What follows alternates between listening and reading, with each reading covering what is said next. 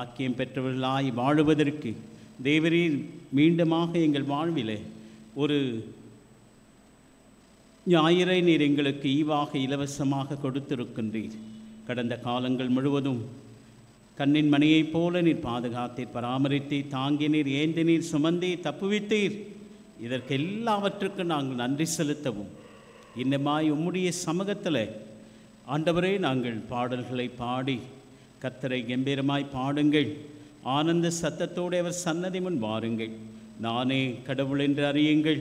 நம்மை உண்டாக்கின கர்த்தருக்கு முன்பாக நாம் பணிந்து குனிந்து முழங்கால் படியிட கடவோம் வாருங்கள் என்று சொல்லி சங்கீதக்காரந்த அழைப்பை ஏற்றவர்களாக நம்முடைய திருமுன்னர் கூடி வந்திருக்கின்றோம். சபை கூடி வருதலை அங்கீகரிக்கின்றீர், ஆசீர்வதிக்கின்றீர் என்ற உணர்வோடு உம்முடைய திருமுன்னர் வந்திருக்கின்றோம். வந்தது நல்லது என்று கண்டுகொள்ளத்தக்கதான உணர்வினை நீர் எங்களுக்கு தாரும். ஆலயத்தில் இல்லத்திலிருந்து புறப்பட்டு வந்து கொண்டிருக்கின்ற ஒவ்வொரு முது அடியவர்களுக்காகவும் நாங்கள் ஜெபிக்கின்றோம். உம்முடைய சமூகம் அவர்களுக்கு முன்னதாய் சென்று ஆண்டவரே ஆலய பிரகாரங்களிலே வாஞ்சையும் தவனமுமாய் இருக்கின்ற மது அடியவர்களை பத்திரமாய் நீர் கொண்டு வந்து சேரும். வர இயலாமல் இருக்கின்ற மக்களுக்காக துயரத்திலே துக்கத்திலே தேவைகள் மத்தியில் ஆண்டவரே இருக்கின்ற ஒவ்வொருவருக்கும் தேவைகளை நீ சந்திக்கின்றவராகும். உங்கள் துக்கம் சந்தோஷமாய் மாறும் என்று சொல்லப்பட்டிருக்கின்றதே. துயரப்படுவர்கள் பாக்கியவான்கள், அவர்கள் ஆறுதல் அடைவார்கள் என்று சொல்லி ஒவ்வொருவரும் ஆறுதலும் அமைதியும் பெற்றவர்களாய் வாழ ஒவ்வொருவரை எடுத்து பயன்படுத்தும். இந்த ஆராதனை ஆசீர்வதித்து தான் துவக்கம் முதல் முடிவு பிறந்த பிரசன்னம் தங்கி இருக்கட்டும். ஏசு ஜெபிக்க நல்ல பிதாவே, ஆமென். நாம் அனைவரும் எழுந்து நின்று பாமாலையிலே 235வது பாடலை எழுந்து நின்று சேர்ந்து பாடுவோம். Amen.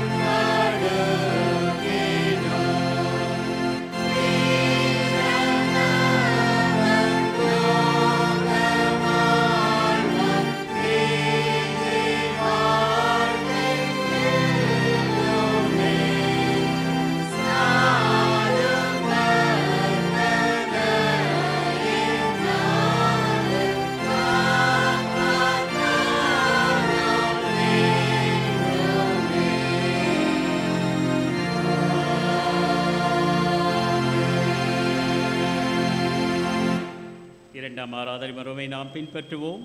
நாம் கடவுளை தொழுவோம். கடவுள் ஆவியாயிருக்கிறார். அவரை தொழுது கொள்ளும் ஆவியோடு உண்மையோடும் அவரை தொழுது கொள்ள வேண்டும். நம்முடைய பிதாவாகிய கடவுளாலும் கர்த்தராகிய இயேசு கிறிஸ்துவினாலும் உங்களுக்கு கிருபையும் சமாதானம் உண்டாவதாக. இது கர்த்தர் உண்டு பண்ணின நாள். இதிலே களை கூர்ந்து மகிழ கிடவோம். ஆண்டவரே, எங்கள் உதடுகளை திறந்தருளும்.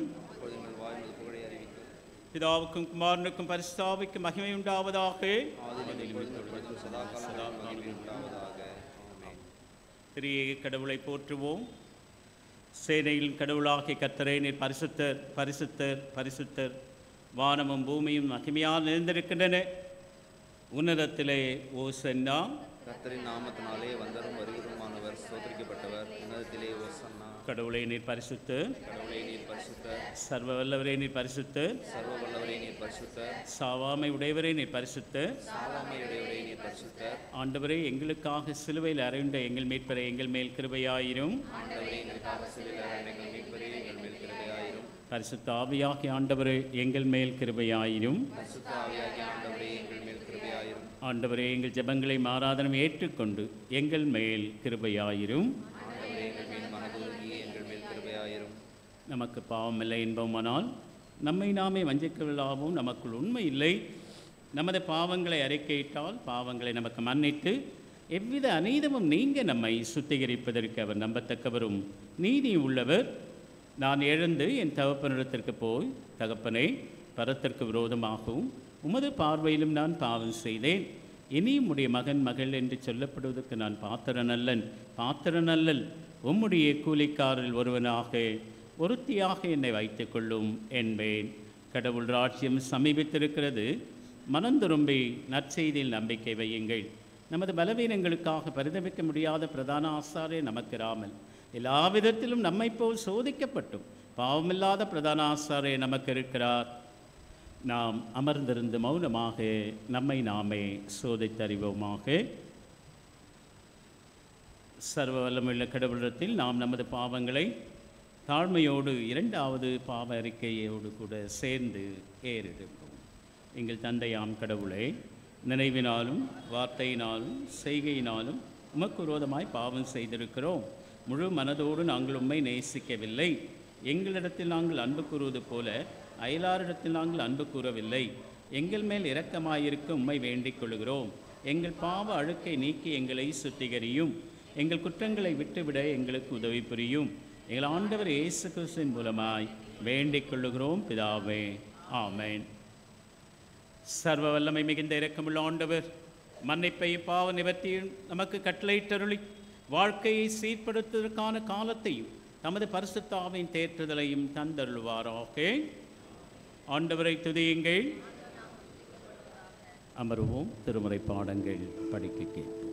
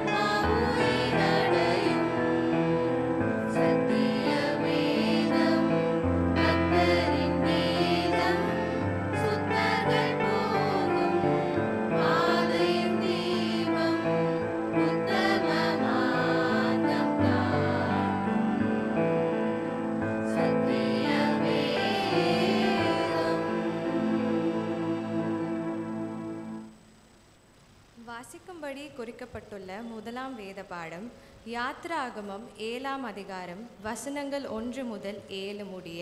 யாத்ராகமம் 7ஆம் அதிகாரம் வசனங்கள் 1 முதல். கர்த்தர் மோசேயை நோக்கி, பார், உன்னை நான் பார்வோனுக்கு தேவனாக்கினேன். உன் சகோதரனாகிய ஆரோன் உன் தீர்க்கதரிசியாய் இருப்பான். நான் உனக்கு கட்டளையிடும் யாவையும் நீ சொல்ல வேண்டும். பார்வோன் இஸ்ரவேல் புத்திரரை தன் தேசத்திலிருந்து அனுப்பிவிடும்படி உன் சகோதரனாகிய ஆரோன் அவனிடத்தில் பேச வேண்டும். நான் பார்வோனின் இருதயத்தை கடினப்படுத்தி எகிப்து தேசத்தில் என் அடையாளங்களையும் அற்புதங்களையும் மிகுதியாய் நடப்பிப்பேன். பார்வோன் உங்களுக்கு செவி கொடுக்க மாட்டான். ஆகையால் எகிப்துக்கு விரோதமாக நான் என் கையை நீட்டி மகா தண்டனையினால் என் சேனைகளையும் என் ஜனங்களுமாகிய இஸ்ரவேல் புத்திரரை எகிப்து தேசத்திலிருந்து புறப்பட பண்ணுவேன். நான் எகிப்தின் மேல் என் கையை நீட்டி இஸ்ரவேல் புத்திரரை அவர்கள் நடுவிலிருந்து புறப்படும் பண்ணும்போது நானே கர்த்தர் என்று எகிப்தியர் அறிவார்கள் என்றார். மோசேயும் ஆரோனும் கர்த்தர் தங்களுக்கு கட்டளையிட்டபடியே செய்தார்கள். அவர்கள் பார்வோனோடே பேசும்போது மோசேக்கு 80 வயதும் ஆரோனுக்கு 83 வயதுமாயிருந்தது. வாசிக்க தெரிந்து கொள்ளப்பட்ட திருமறை பகுதி வாசித்தாயிற்று. தேவனே உமக்கே மகிமை உண்டாவதாக.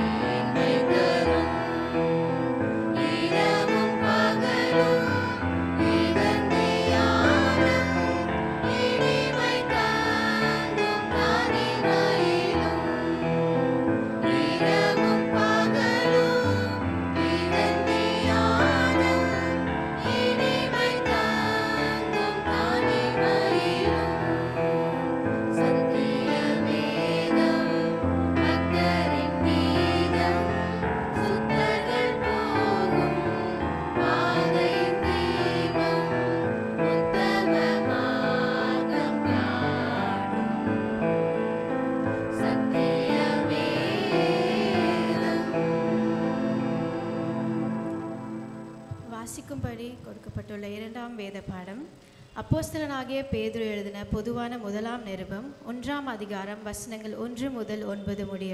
1 பேதுரு 1ஆம் அதிகாரம் வசனங்கள் 1 முதல்.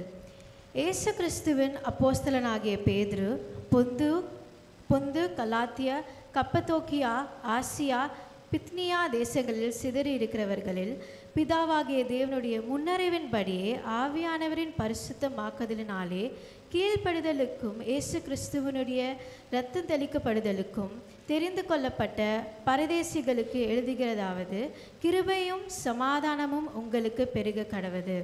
நம்முடைய கர்த்தராகிய இயேசு கிறிஸ்துவின் பிதாவாகிய தேவனுக்கு ஸ்தோத்திரம் உண்டாவதாக. அவர் இயேசு கிறிஸ்து மரித்தோரிலிருந்து எழுந்ததினாலே அழியாததும் மாசற்றதும் வாழாததும் ஆகிய சுதந்திரத்துக்கு ஏதுவாக ஜீவனுள்ள நம்பிக்கை உண்டாகும்படி தமது மிகுந்த இரக்கத்தின்படியே நம்மை மறுபடியும் ஜெனிப்பித்தார். கடைசி காலத்திலே வெளிப்பட ஆயுத்தமாக்கப்பட்டிருக்கிற ரட்சிப்புக்கு ஏதுவாக விசுவாசத்தை கொண்டு தேவனுடைய பலத்தினாலே காக்கப்பட்டிருக்கிற உங்களுக்கு அந்த சுதந்திரம் பரலோகத்தில் வைக்கப்பட்டிருக்கிறது. இதிலே நீங்கள் மிகவும் சந்தோஷப்படுகிறீர்கள் என்றாலும் துன்பப்பட வேண்டிய அவசியமானதால் இப்பொழுது கொஞ்ச காலம் பலவிதமான சோதனைகளினாலே துக்கப்படுகிறீர்கள். அழிந்து போகிற பொன் அக்கினியினாலே சோதிக்கப்படும். அதை பார்க்கிலும் அதிக விலையேற பெற்றதாயிருக்கிற உங்கள் விசுவாசம் சோதிக்கப்பட்டு இயேசு கிறிஸ்து வெளிப்படும் போது உங்களுக்கு புகழ்ச்சியும் கனமும் மகிமையும் உண்டாக காணப்படும். அவரை நீங்கள் காணாமல் இருந்தும் அவரிடத்தில் அன்பு கூறுகிறீர்கள். இப்பொழுது அவரை தரிசியாமல் இருந்தும் அவரிடத்தில் விசுவாசம் வைத்து சொல்லி முடியாததும் மகிமையால் நிறைந்ததுமாய் இருக்கிற சந்தோஷமுள்ளவர்களாய் களி கூர்ந்து உங்கள் விசுவாசத்தின் பலனாகிய ஆத்தும ரட்சிப்பை அடைகிறீர்கள். வாசிக்க தெரிந்து கொள்ளப்பட்ட திருமறை பகுதி வாசித்தாயிற்று. தேவனே உமக்கே மகிமை உண்டாவதாக. Amen.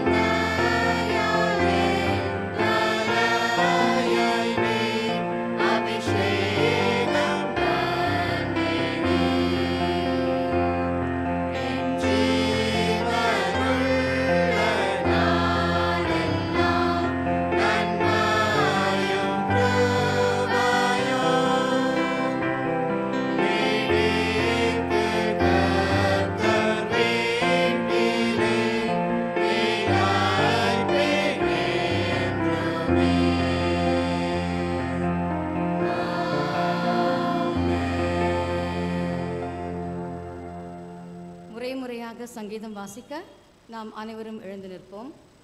வாசிக்கும்படி குறிக்கப்பட்ட சங்கீதம் 89 1 முதல் 14 முடிய. சங்கீதம் 89 1 முதல். பழைய ஏற்பாட்டின் பக்கம் 726. எஸ்ராகியனாகிய ஏத்தானின் மஸ்கீல் என்னும் போதக சங்கீதம். கர்த்தரின் கிருபைகளை என்றென்றைக்கும் பாடுவேன், உமது உண்மையை தலைமுறை தலைமுறையாக என் வாயினால் அறிவிப்பேன்.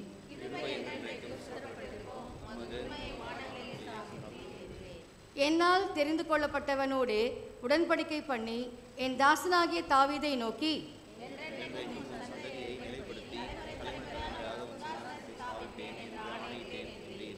கர்த்தாவே, வானங்கள் உம்முடைய அதிசயங்களை துதிக்கும், பரிசுத்தவான்களின் சபையிலே உம்முடைய உண்மையும் விளங்கும்.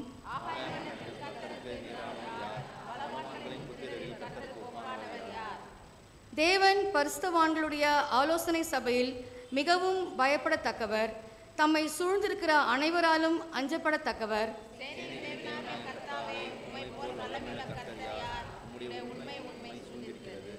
தேவரீர் சமுத்திரத்தின் பெருமையை ஆளுகிறவர், அதன் அலைகள் எழும்பும்போது அவைகளை அடங்க பண்ணுகிறீர்.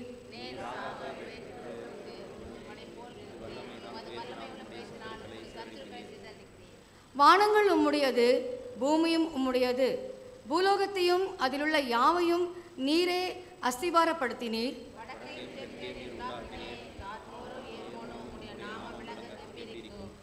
உமக்கு வல்லமையுள்ள புயம் இருக்கிறது, உம்முடைய கரம் பராக்கிரமுள்ளது, உம்முடைய வலது கரம் உன்னதமானது.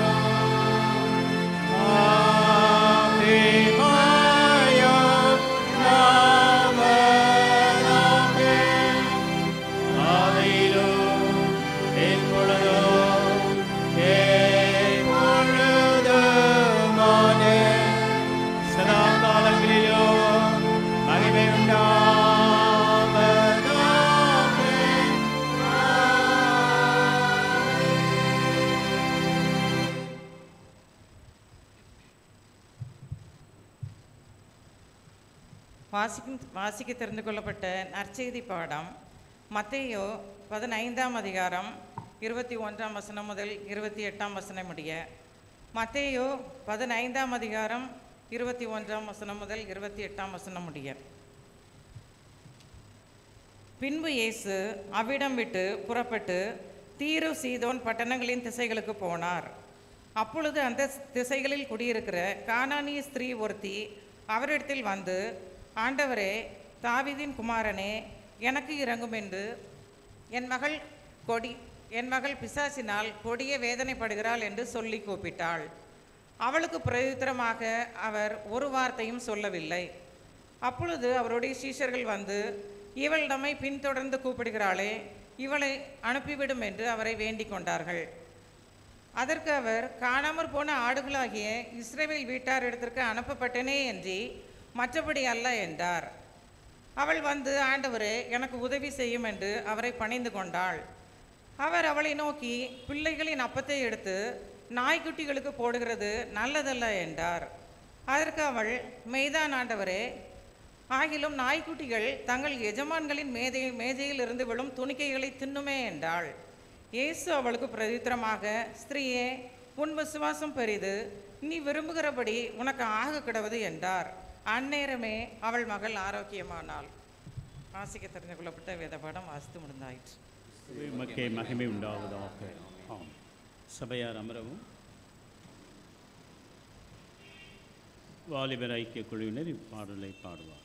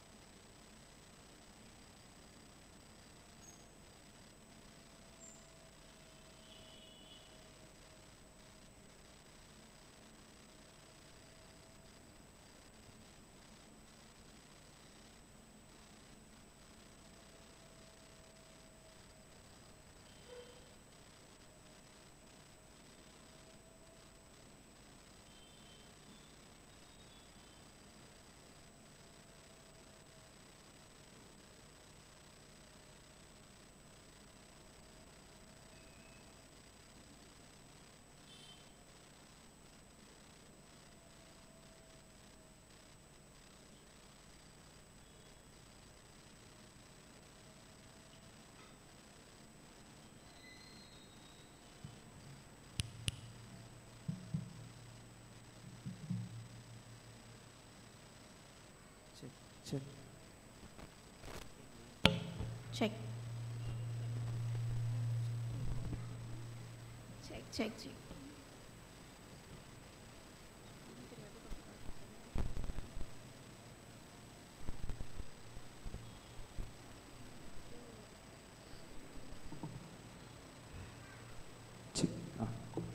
Check.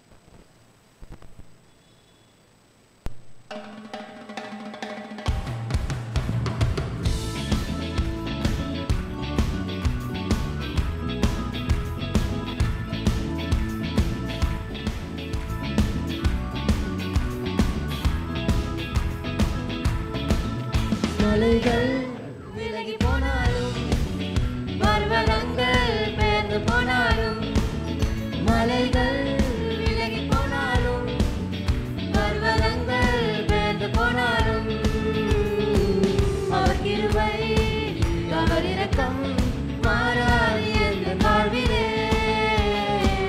அவர் கிருபை அவர் இரக்கம் மாறாது என்ற வாழ்விலே விலகி போனாலும் பர்வதங்கள் பெயர்ந்து போனாலும் மலைகள் விலகி போனாலும் பர்வதங்கள் பெயர்ந்து போனாலும் அவர் கிருபை அவர் இரக்கம் மாறாது என்ற வாழ்விலே அவர் கிருபை அவர் இரக்கம் மாறாது என்ற வாழ்விலே என்னை விட்டு விலகாத ஆண்டவர் என்னை ஒருபோதும் கைவிடாத சிநேகிதர் என்னை விட்டு விலகாத ஆண்டவர் என்னை ஒருபோதும் கைவிடாத சிநேகிதர் எனக்காக ஜீவன் தந்த ரட்சகர் என் வாழ்வில் என்று போதுமானவர் எனக்காக ஜீவன் தந்த ரட்சகர் என் வாழ்வில் என்று போதுமானவர் மலைகள் விலகி போனாலும்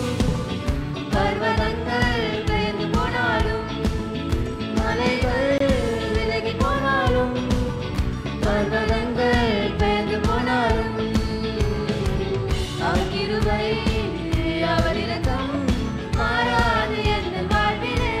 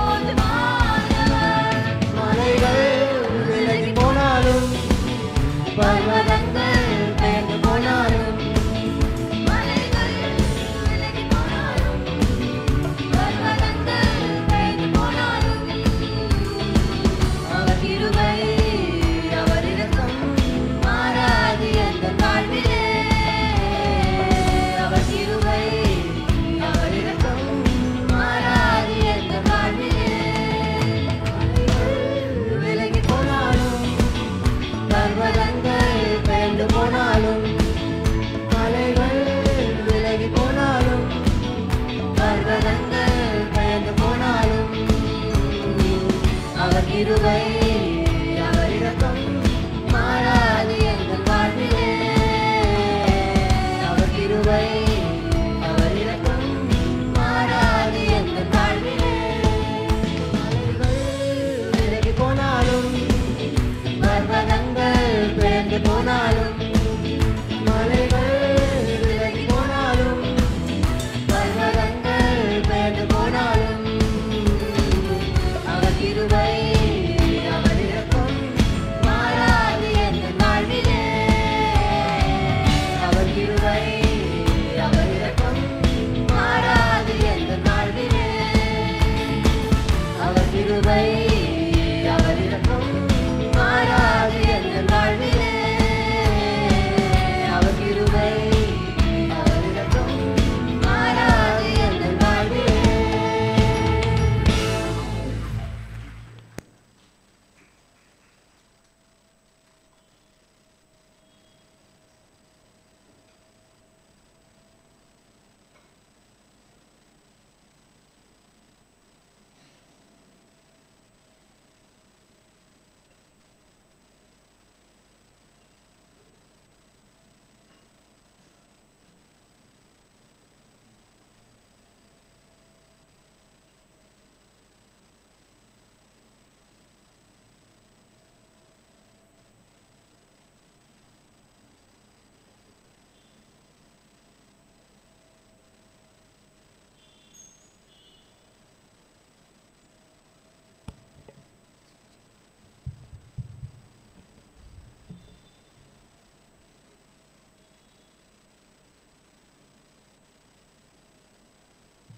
நாம் அனைவரும் எழுந்து நின்று கீர்த்தனையில் 417வது பாடலை சேர்ந்து பாடுவோம்.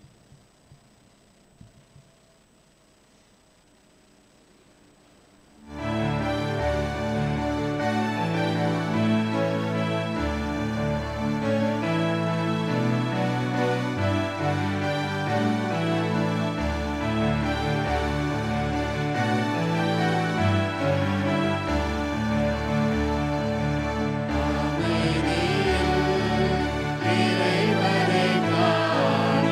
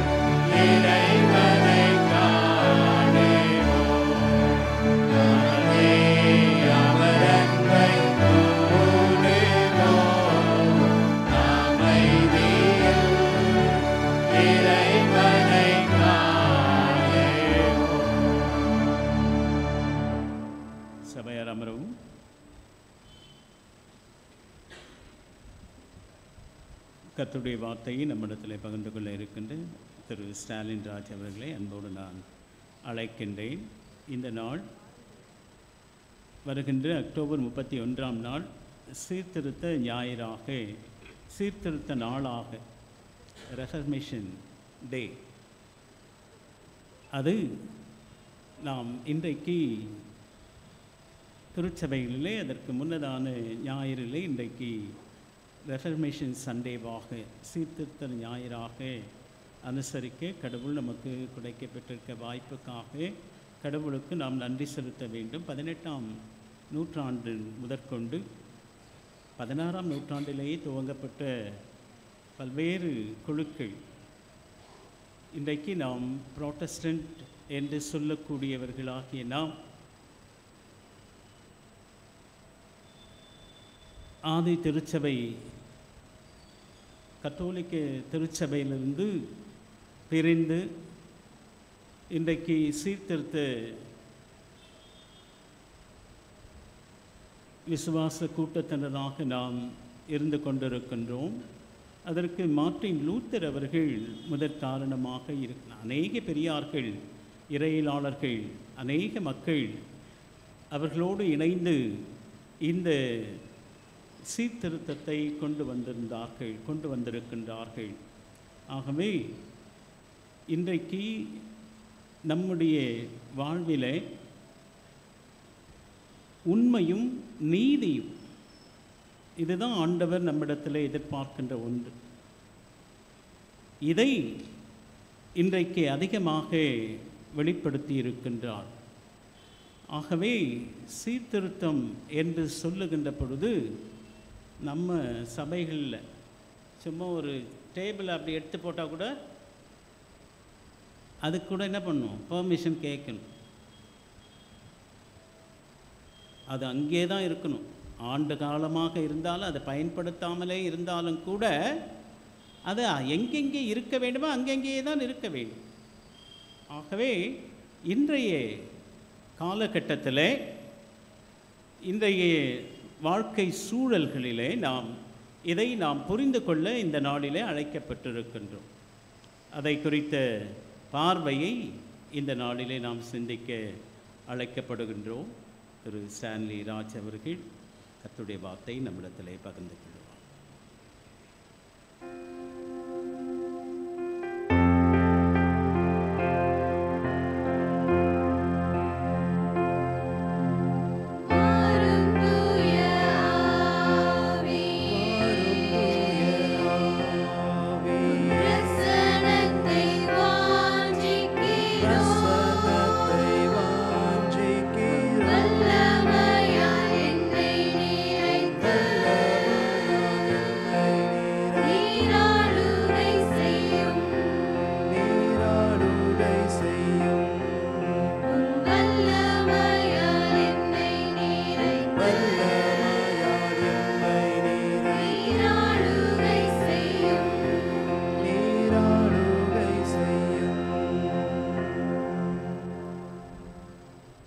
ஜெபம் செய்வோம்.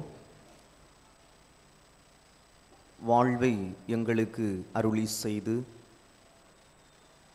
நீதியின் பாதையிலே, உண்மையின் பாதையிலே அமைதி வாழ்வை தந்து எங்களை ஆசீர்வதிக்கிற தூய கடவுளே,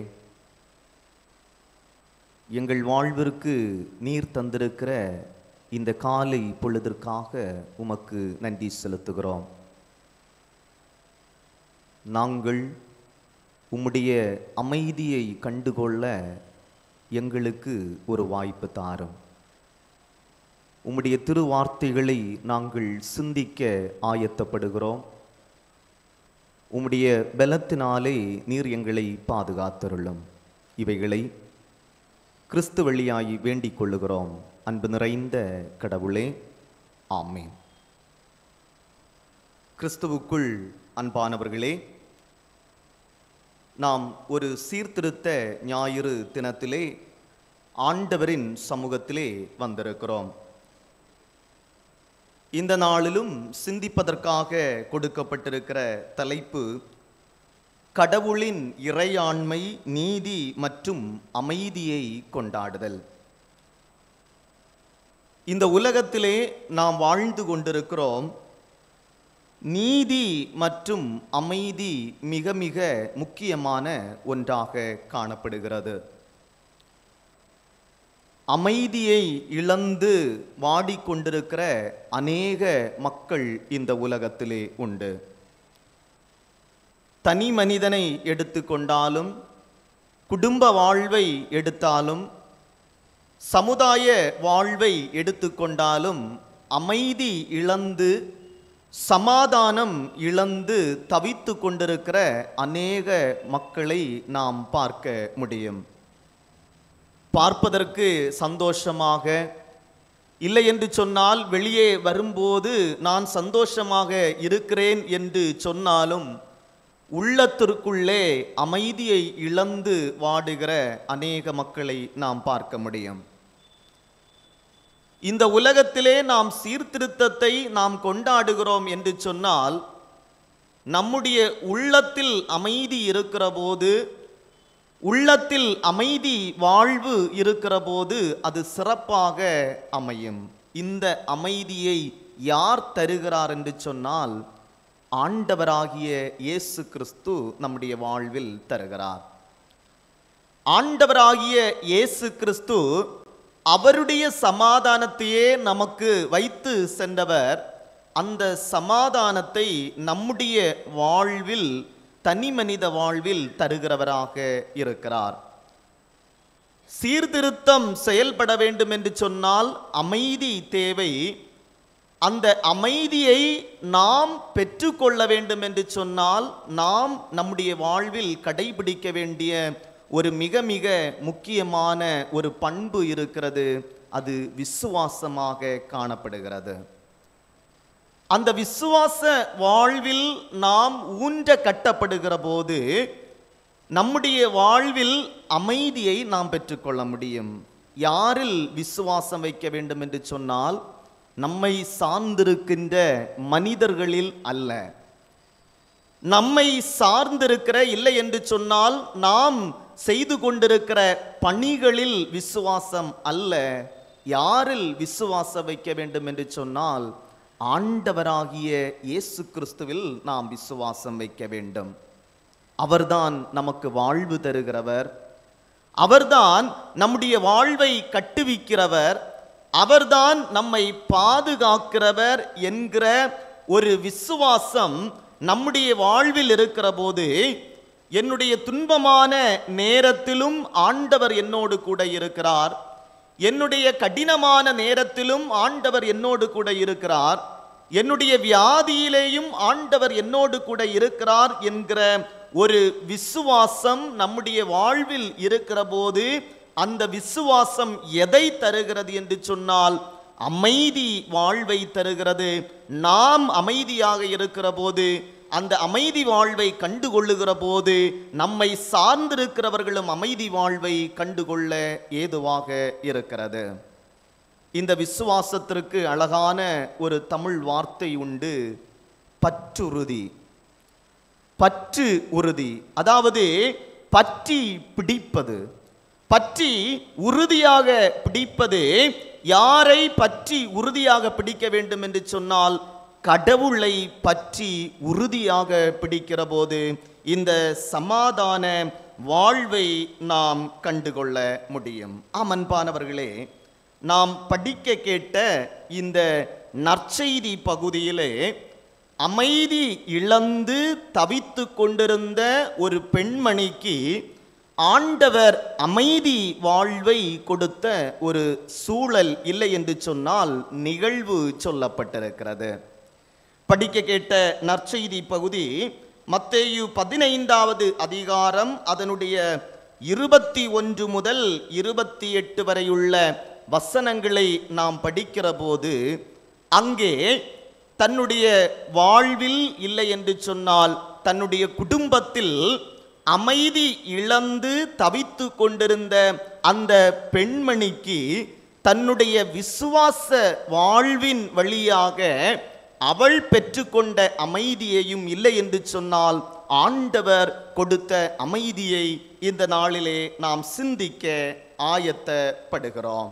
அன்பானவர்களே, இந்த பகுதி ஆண்டவராகிய இயேசு கிறிஸ்துவுக்கும் கானானிய அந்த பெண்மணிக்கும் நடந்த ஒரு உரையாடல் அங்கே சொல்லப்பட்டிருக்கிறது.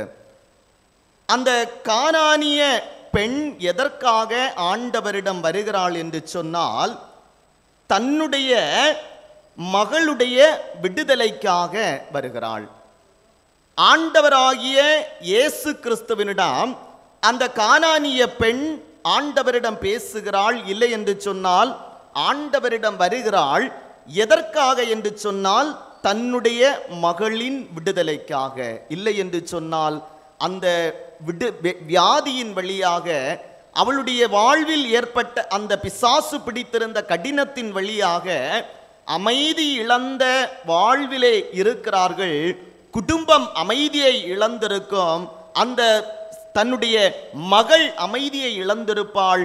அந்த தாய் அமைதியை இழந்திருப்பாள். ஆனால் ஆண்டவரிடம் எதற்காக வருகிறாள் என்று சொன்னால் அமைதி வாழ்வை பெற்றுக்கொள்வதற்காக, சமாதானத்தை பெற்றுக்கொள்வதற்காக ஆண்டவரிடம் வருகிற நிகழ்வை தான் இங்கே பார்க்க முடிகிறது.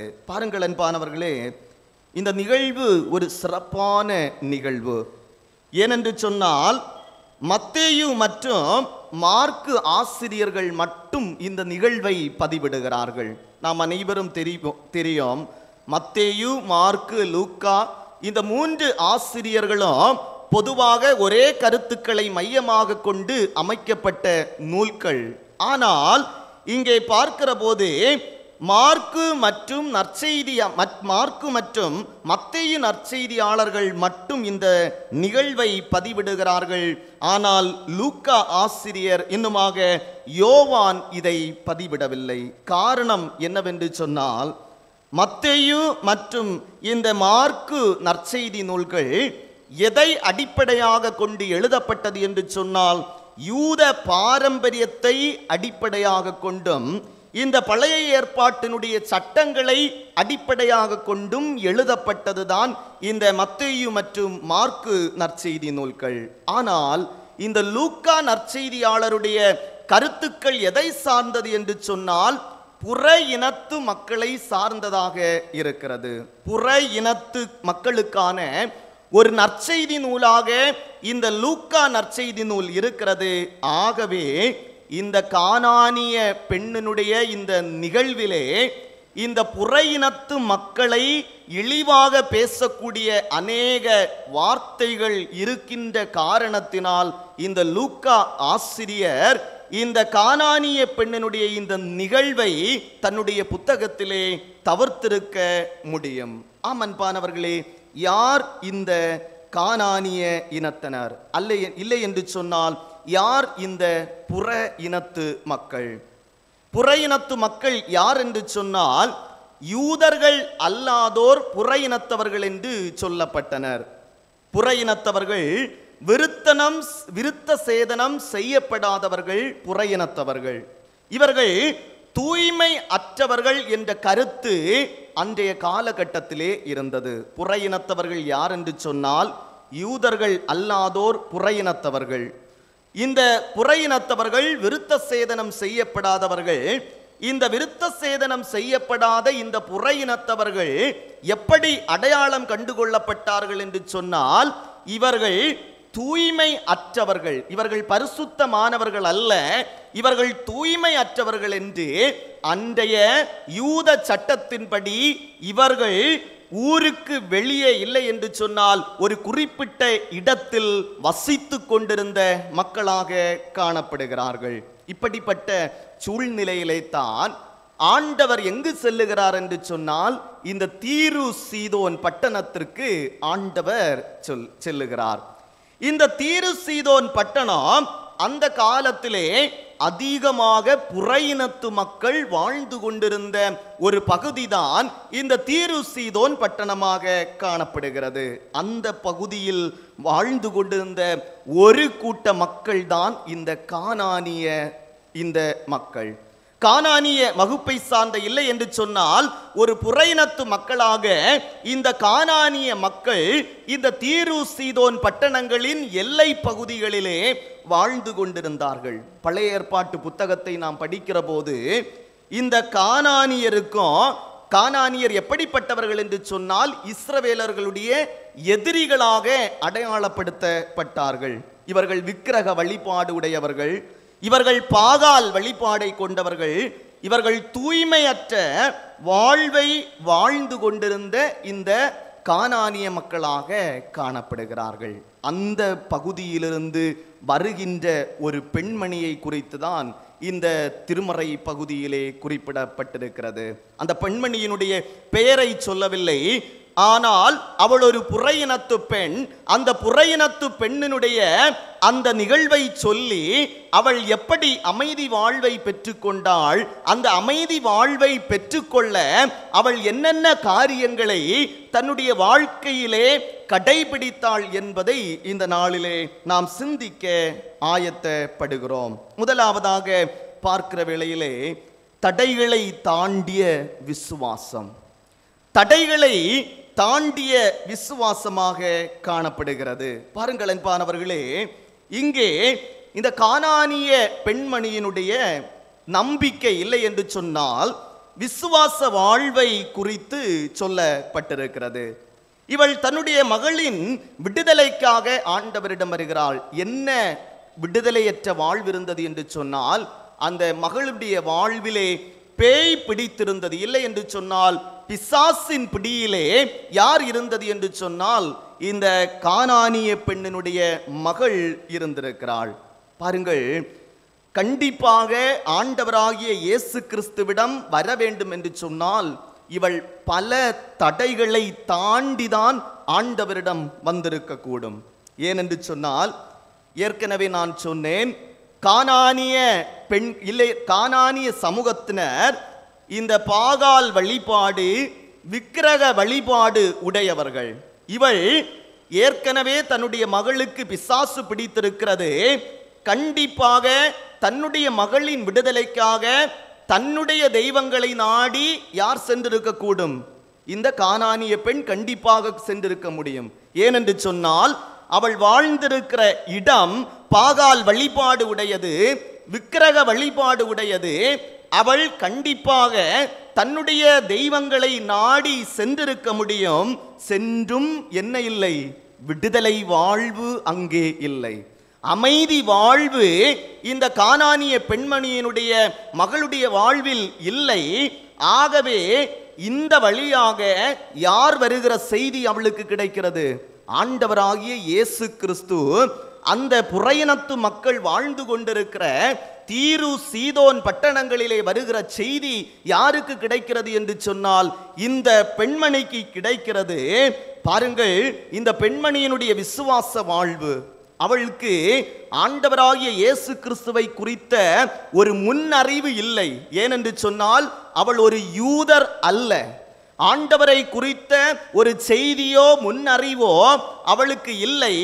கேள்வி ஞானம் மட்டுமே கிடைத்திருக்கும். எப்படி கேள்வி ஞானம் கிடைத்திருக்கும் என்று சொன்னால், இந்த ஆண்டவராகிய இயேசு கிறிஸ்துவினுடைய அற்புதங்கள் நடந்த பின்பு ஒருவருக்கொருவர் சொல்லிக் கொண்டிருந்திருப்பார்கள்.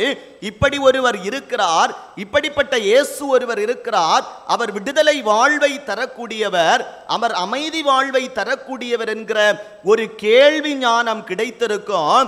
அந்த கேள்வி ஞானத்தை வைத்துக்கொண்டு தன்னுடைய பகுதியிலே வருகிற ஆண்டவராகிய இயேசு கிறிஸ்துவினிடம் அவள் என்ன செய்கிறாள் என்று சொன்னால் ஓடோடி செல்லுகிற ஒரு நிகழ்வை நாம் பார்க்க முடியும். இவ்வளவு நாட்கள் என்னுடைய குடும்பத்திலே அமைதி இல்லை, இவ்வளவு நாட்கள் நான் வியாதியோடு இருக்கிறேன், நான் நாடி சென்ற தெய்வங்கள் எனக்கு விடுதலை தரவில்லை, ஆனால் இந்த வழியாக ஒரு மேசியா வருகிறார், நாங்கள் எதிர்பார்த்து கொண்டிருக்கிற அமைதி வாழ்வையும் நீதி வாழ்வையும் உண்மை வாழ்வையும் தருகிற மேசியா வருகிறார் என்பதை யார் அறிந்து கொண்டது என்று சொன்னால் இந்த கானானிய பெண்மணி அறிந்து கொண்டதை நாம் பார்க்க முடிகிறது. பாருங்கள் அன்பானவர்களே, அவள் அந்த தடைகளை எல்லாம் தாண்டி வருகிறாள். அவள் ஒரு பெண், அதிலும் புறையினத்து பெண். யூதர்களின் பார்வையிலே இவர்கள் தூய்மையற்றவர்கள். ஆண்டவரிடம் வர வேண்டும் என்று சொன்னால் பல தடைகளை தாண்டிதான் வந்திருக்க முடியும். ஏனென்று சொன்னால் பெண்கள் அந்த காலத்திலே முன்னுரிமை இல்லை, பொது சமூகத்திலே வர கடினமான சூழ்நிலை. அதிலும் ஒரு புறையினத்து பெண் யூதர்கள் போய்கொண்டிருக்கிற அந்த வரிசையிலே இடத்திலே ஒரு புறையினத்து பெண் ஆண்டவரை சந்திக்க வேண்டும் என்று சொன்னால் பல தடைகளை தாண்டி ஆண்டவரிடம் வருகிற சூழ்நிலை அங்கே இருக்கிறது. பாருங்களேன் பானவர்களே, இது அவளுடைய விசுவாச வாழ்வாக காணப்பட்டது. இந்த பல தடைகளை தாண்டினாலும் என்னுடைய மகளுடைய வாழ்விலே ஆண்டவர் ஒரு அமைதியை தருவார் என்கிற ஒரு விசுவாச வாழ்வு. பரிசேயர்கள், ஆசாரியர்கள் இந்த கடவுளின் பிள்ளைகளாக அடையாளப்படுத்தப்பட்டார்கள். 3 நேரமும் ஜெபிக்கிறவர்கள், உபவாசிக்கிறவர்கள், தசமபாகம் செலுத்துகிறவர்கள். இயேசுவை மேசியாவாக அவர்கள் என்ன செய்யவில்லை? ஏற்றுக்கொள்ளவில்லை. யூதர்கள் ஆண்டவரை மேசியாவாக ஏற்றுக்கொள்ளவில்லை. ஆனால் ஒரு சாதாரண ஒரு புறையினத்து பெண், எந்த திருமறை ஞானமும் இல்லாத பெண்மணி, அவள் மேசியா என்பதை அறிந்து கொண்டதை நாம் பார்க்க முடிகிறது. அவளுடைய ஒவ்வொரு வார்த்தையிலேயும் எது வெளிப்பட்டது என்று சொன்னால் நம்பிக்கை வெளிப்பட்டது. ஆண்டவரிடம் வருகிற போது அவள் எப்படி ஆண்டவரை கூப்பிடுகிறாள்? எப்படி கூப்பிடுகிறாள்? எப்படி கூப்பிடுகிறாள்? தாவீதின் குமாரனே. அதிலே அவளுடைய விசுவாச வாழ்வு வெளிப்பட்டது. எல்லோரும் தாவீதின் குமாரன் என்று ஏற்றுக்கொள்ளவில்லை. அவர் ஒரு மேசியா என்று அவரை சார்ந்திருந்த யூதர்கள், ஆசாரியர்கள், இல்லை என்று சொன்னால் நான் தினமும் ஜெபிக்கிறேன், ஆண்டவருக்கு தசமபாகம் செலுத்துகிறேன் என்று சொல்லுகிறவர்கள் கூட அவர் ஒரு மேசியா என்பதை ஏற்றுக்கொள்ளவில்லை. அவர் ஒரு கிறிஸ்து என்பதை ஏற்றுக்கொள்ளவில்லை. ஆனால் ஒரு புறையினத்து பெண், அமைதி இழந்து கொண்டிருந்த ஒரு பெண்மணி எப்படி நம்புகிறாள் என்று சொன்னால் இவர் ஒரு தாவீதின் குமாரன். முதல் வார்த்தையிலேயே அந்த பெண்மணியினுடைய விசுவாச வாழ்வு வெளிப்பட்டதை நாம் பார்க்க முடிகிறது. தாவீதின் மகனே எனக்கு இரங்கும், என் மகள் பேய் பிடித்து கொடுமைக்குள்ளாகி இருக்கிறாள் என கதறுகிற ஒரு செய்தி அங்கே சொல்லப்பட்டிருக்கிறது. இவள் இப்படி ஆண்டவரை கூப்பிட்டும் ஆண்டவர் என்ன செய்யவில்லை? பேசல. ஆண்டவர் எந்த மறுமொழியும் கொடுக்கவில்லை. அது அவளுடைய வாழ்வில் முதல் தடை, ஒரு மிகப்பெரிய தடை. ஒரு விசுவாச வாழ்வோடு வருகிறாள், பல தடைகளை தாண்டி இயேசுவிடம் வந்தோம், அவரை தாவீதின் குமாரன் என்று அழைத்தோம். ஆண்டவர் என்ன செய்யவில்லை? பேசவில்லை. எந்த மறுமொழியும் கொடுக்கவில்லை.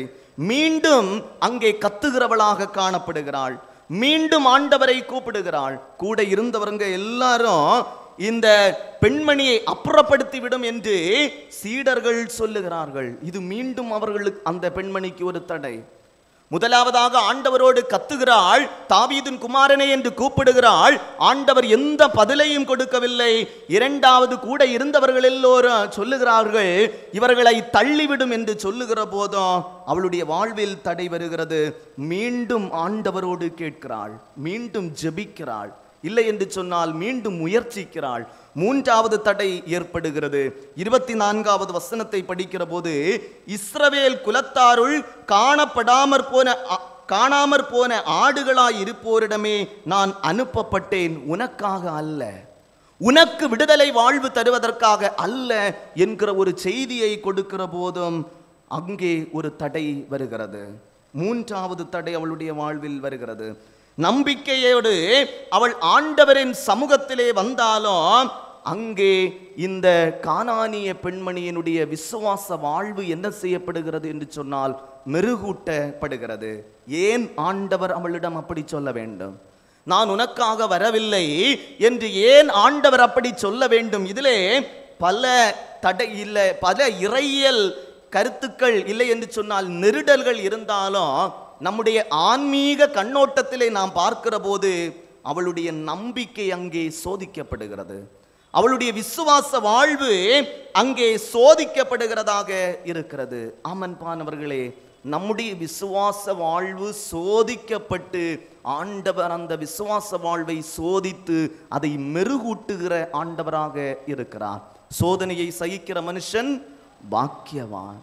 நம்முடைய வாழ்வில் கடினங்கள் உண்டு, சோர்வுகள் உண்டு, பிரச்சனைகள் உண்டு, அமைதியற்ற சூழ்நிலைகள் உண்டு, வியாதிகள் நம்முடைய வாழ்வில் உண்டு. நாம் சோர்ந்து போகக்கூடாது. இன்னும் விசுவாச வாழ்வில் ஆளப்படுகிற போது, இன்னும் நம்பிக்கை வாழ்வில் நாம் ஆளப்படுகிற போது நமக்கு ஆண்டவர் எதை தருகிறார் என்று சொன்னால் அமைதி வாழ்வை தருகிறவராக காணப்படுகிறார். 1 பேதுரு 1வது அதிகாரம் அதனுடைய 7வது வசனத்தை படிக்கிற போது, அங்கே பொன் நெருப்பிலே புடமிடப்படுகிற போதுதான் அது ஜொலிக்கிறதாக காணப்படுகிறது, அழகு வாய்ந்ததாக காணப்படுகிறது. அழிந்து போகக்கூடிய அந்த பொன்னை அப்படி புடமிடுகிற போது ஜொலிப்பதை போல நம்முடைய அழிந்து போகக்கூடாத நம்முடைய விசுவாச வாழ்வை ஆண்டவர் எப்படி செய்கிறார் என்று சொன்னால் சோதனையின் வழியாக ஆண்டவர் மெருகூட்டுகிற ஆண்டவராக இருக்கிறார். அமன்பானவர்களே, வாழ்வில் பல தடைகள் வந்தாலும் நாம் எதில் இருக்க வேண்டும் என்று சொன்னால் விசுவாச வாழ்வில் இருக்க வேண்டும். அமைதியற்ற சூழ்நிலைகள் வந்தாலும் இவைகள் யாவும் என்னுடைய வாழ்வில் கொடுக்கப்பட்ட விசுவாச போராட்டம் என்பதை நாம் உணர்ந்து கொள்ளுகிற போது, விசுவாச வாழ்வை ஆழப்படுத்துகிற போது அந்த அமைதி வாழ்வை நாம் பெற்று கொள்ள முடியும். இரண்டாவதாக பார்க்கிற வேளையிலே துவண்டு போகாத முயற்சி. துவண்டு போகாத முயற்சி இந்த கானானிய பெண்மணியினுடைய வாழ்வில் நடக்கிறது. முதலிலே கதறுகிறாள், ஆண்டவர் கேட்டும் கேட்காதது போல சென்று கொண்டிருக்கிறார். இரண்டாவது, துரத்திவிடும் என்று கூட இருந்தவர்கள் எல்லாரும் சொல்லுகிறார்கள். மூன்றாவது, நான் உங்களுக்காக வரவில்லை, தன்னை யூத இனத்தின் பிரதிநிதியாக கடவுள் தன்னை அடையாளப்படுத்துகிறாள். ஆனால் இவள் என்ன செய்யவில்லை? துவண்டு போகவில்லை, சோர்ந்து போகவில்லை. நம்மை ஒரு நிமிடம் யோசித்து பார்க்க அழைக்கப்படுகிறோம். நாம் ஆண்டவர்கிட்ட கேட்கிறோம், ஏதாவது ஒரு கேள்வி இல்லை என்று சொன்னால் ஒரு ஜெப விண்ணப்பத்தை வைக்கிறோம், ஆண்டவர் எந்த பதிலையும் தரவில்லை, நம்மை துரத்தி விடுகிறார். இல்லை என்று சொன்னால் நான் உனக்காக நான் இல்லை என்று ஒரு வார்த்தை சொல்லுகிற போது நாம் என்ன செய்திருப்போம்? சோர்ந்து போய் துவண்டு போய் என்ன செய்திருப்போம்? திரும்பி போயிருப்போம். நம்முடைய வாழ்வை ஒரு நிமிடம் யோசித்து பாருங்கள். வியாதிகள், பிரச்சனைகள் வருகிற போது நாம் பல நேரங்களில் மனிதர்களை சார்ந்தே சென்று கொண்டிருக்கிறோம். ஆண்டவரிடம் ஜெபித்தும் எனக்கு விடுதலை வாழ்வை நான் கண்டுகொள்ளவில்லை, சமாதானத்தை கண்டுகொள்ளவில்லை. மனிதர்கள் சொல்லுவார்கள், அங்கே சென்றால் உனக்கு சமாதானம் கிடைக்கும், இல்லை என்று சொன்னால் இவர்களை நாடி சென்றால் சமாதானம் கிடைக்கும் என்று சொல்லுகிற போது அவர்களின் வார்த்தைகளை கேட்டு நாம் ஆண்டவரை விட்டு நம்முடைய விசுவாச வாழ்வை விட்டு தூரம் செல்லுகிறவர்களாக இருக்கிறோம். ஆனால் இந்த புறையினத்து பெண்மணி, இந்த ஆண்டவரை குறித்த ஒரு அறிவு இல்லாத இந்த ஒரு பெண்மணி, கேள்வி ஞானமே மட்டும் கொண்டிருக்கிற இந்த பெண்மணி விசுவாசத்தை அவள் ஆழப்படுத்துகிறாள். அவள் மேசியா என்று அறிக்கையிடுகிறாள். இவ்வளவு நேரம் தொலைவிலே இருந்து கத்துகிற இவள் 25வது வசனத்தை நாம் படிக்கிற போது அங்கே என்ன சொல்லப்பட்டிருக்கிறது என்று சொன்னால், அவள் வந்து ஆண்டவரே எனக்கு உதவி செய்யும் என்று அவரை பணிந்து கொண்டாள். இங்கே இப்போ பக்கத்தில் வருகிறாள். இவ்வளவு நேரமும் ஆண்டவரின் தூரமாக நின்று கொண்டிருந்தவர்கள் இவ்வளவு கடின வார்த்தைகளை ஆண்டவர் சொல்லியும் கூட இருந்தவர்கள் எல்லாம் துரத்திவிட வேண்டும் என்று சொன்ன போதும் இவள் என்ன செய்யவில்லை? துவண்டு போகவில்லை. அவள் என்ன செய்கிறாள் என்று சொன்னால், இன்னும் பக்கத்திலே வருகிறவளாக ஆண்டவரை பணிந்து கொள்ளுகிற ஒரு நிகழ்வாக காணப்படுகிறது. எவ்வளவு முயற்சி அவள் செய்கிறாள்! அப்போ எவ்வளவு அவள் பாடுபட்டிருப்பாள், எவ்வளவு வேதனைப்பட்டிருப்பாள், எவ்வளவு நிலையிலே அமைதியற்ற வாழ்வை அவள் சந்தித்திருக்கக்கூடும். இவ்வளவு கடினத்தை சந்தித்தோம் அவள் என்ன செய்கிறாள் என்று சொன்னால், ஆண்டவரின் பக்கத்திலே வருகிறாள். பாருங்கள், அவளுடைய நம்பிக்கை பெரிது. என்னுடைய கண்ணோட்டத்திலே பார்க்கிற போது அவளுடைய விசுவாசம் பெரிது. ஆனால் அதைவிட பெரியது என்னவென்று சொன்னால் அவளுடைய முயற்சி. அவளுடைய முயற்சி ஒரு பெரிய ஒரு முயற்சியாக காணப்படுகிறது. நாம் ஒரு காரியம் நடக்க வேண்டும் என்று சொன்னால் கடவுள் பார்த்து கொள்ளுவார் என்று நம்பிக்கை மட்டும் வைத்தால் போதாது. என்ன தேவை? முயற்சி தேவை. இவைகளை கடவுள் பார்த்து கொள்ளுவார், என்னை கடவுள் பார்த்து கொள்ளுவார், என்னுடைய காரியங்களை கடவுள் பார்த்து கொள்ளுவார் என்று நாம் நினைத்தால் மட்டும் போதாது. என்ன செய்ய வேண்டும்?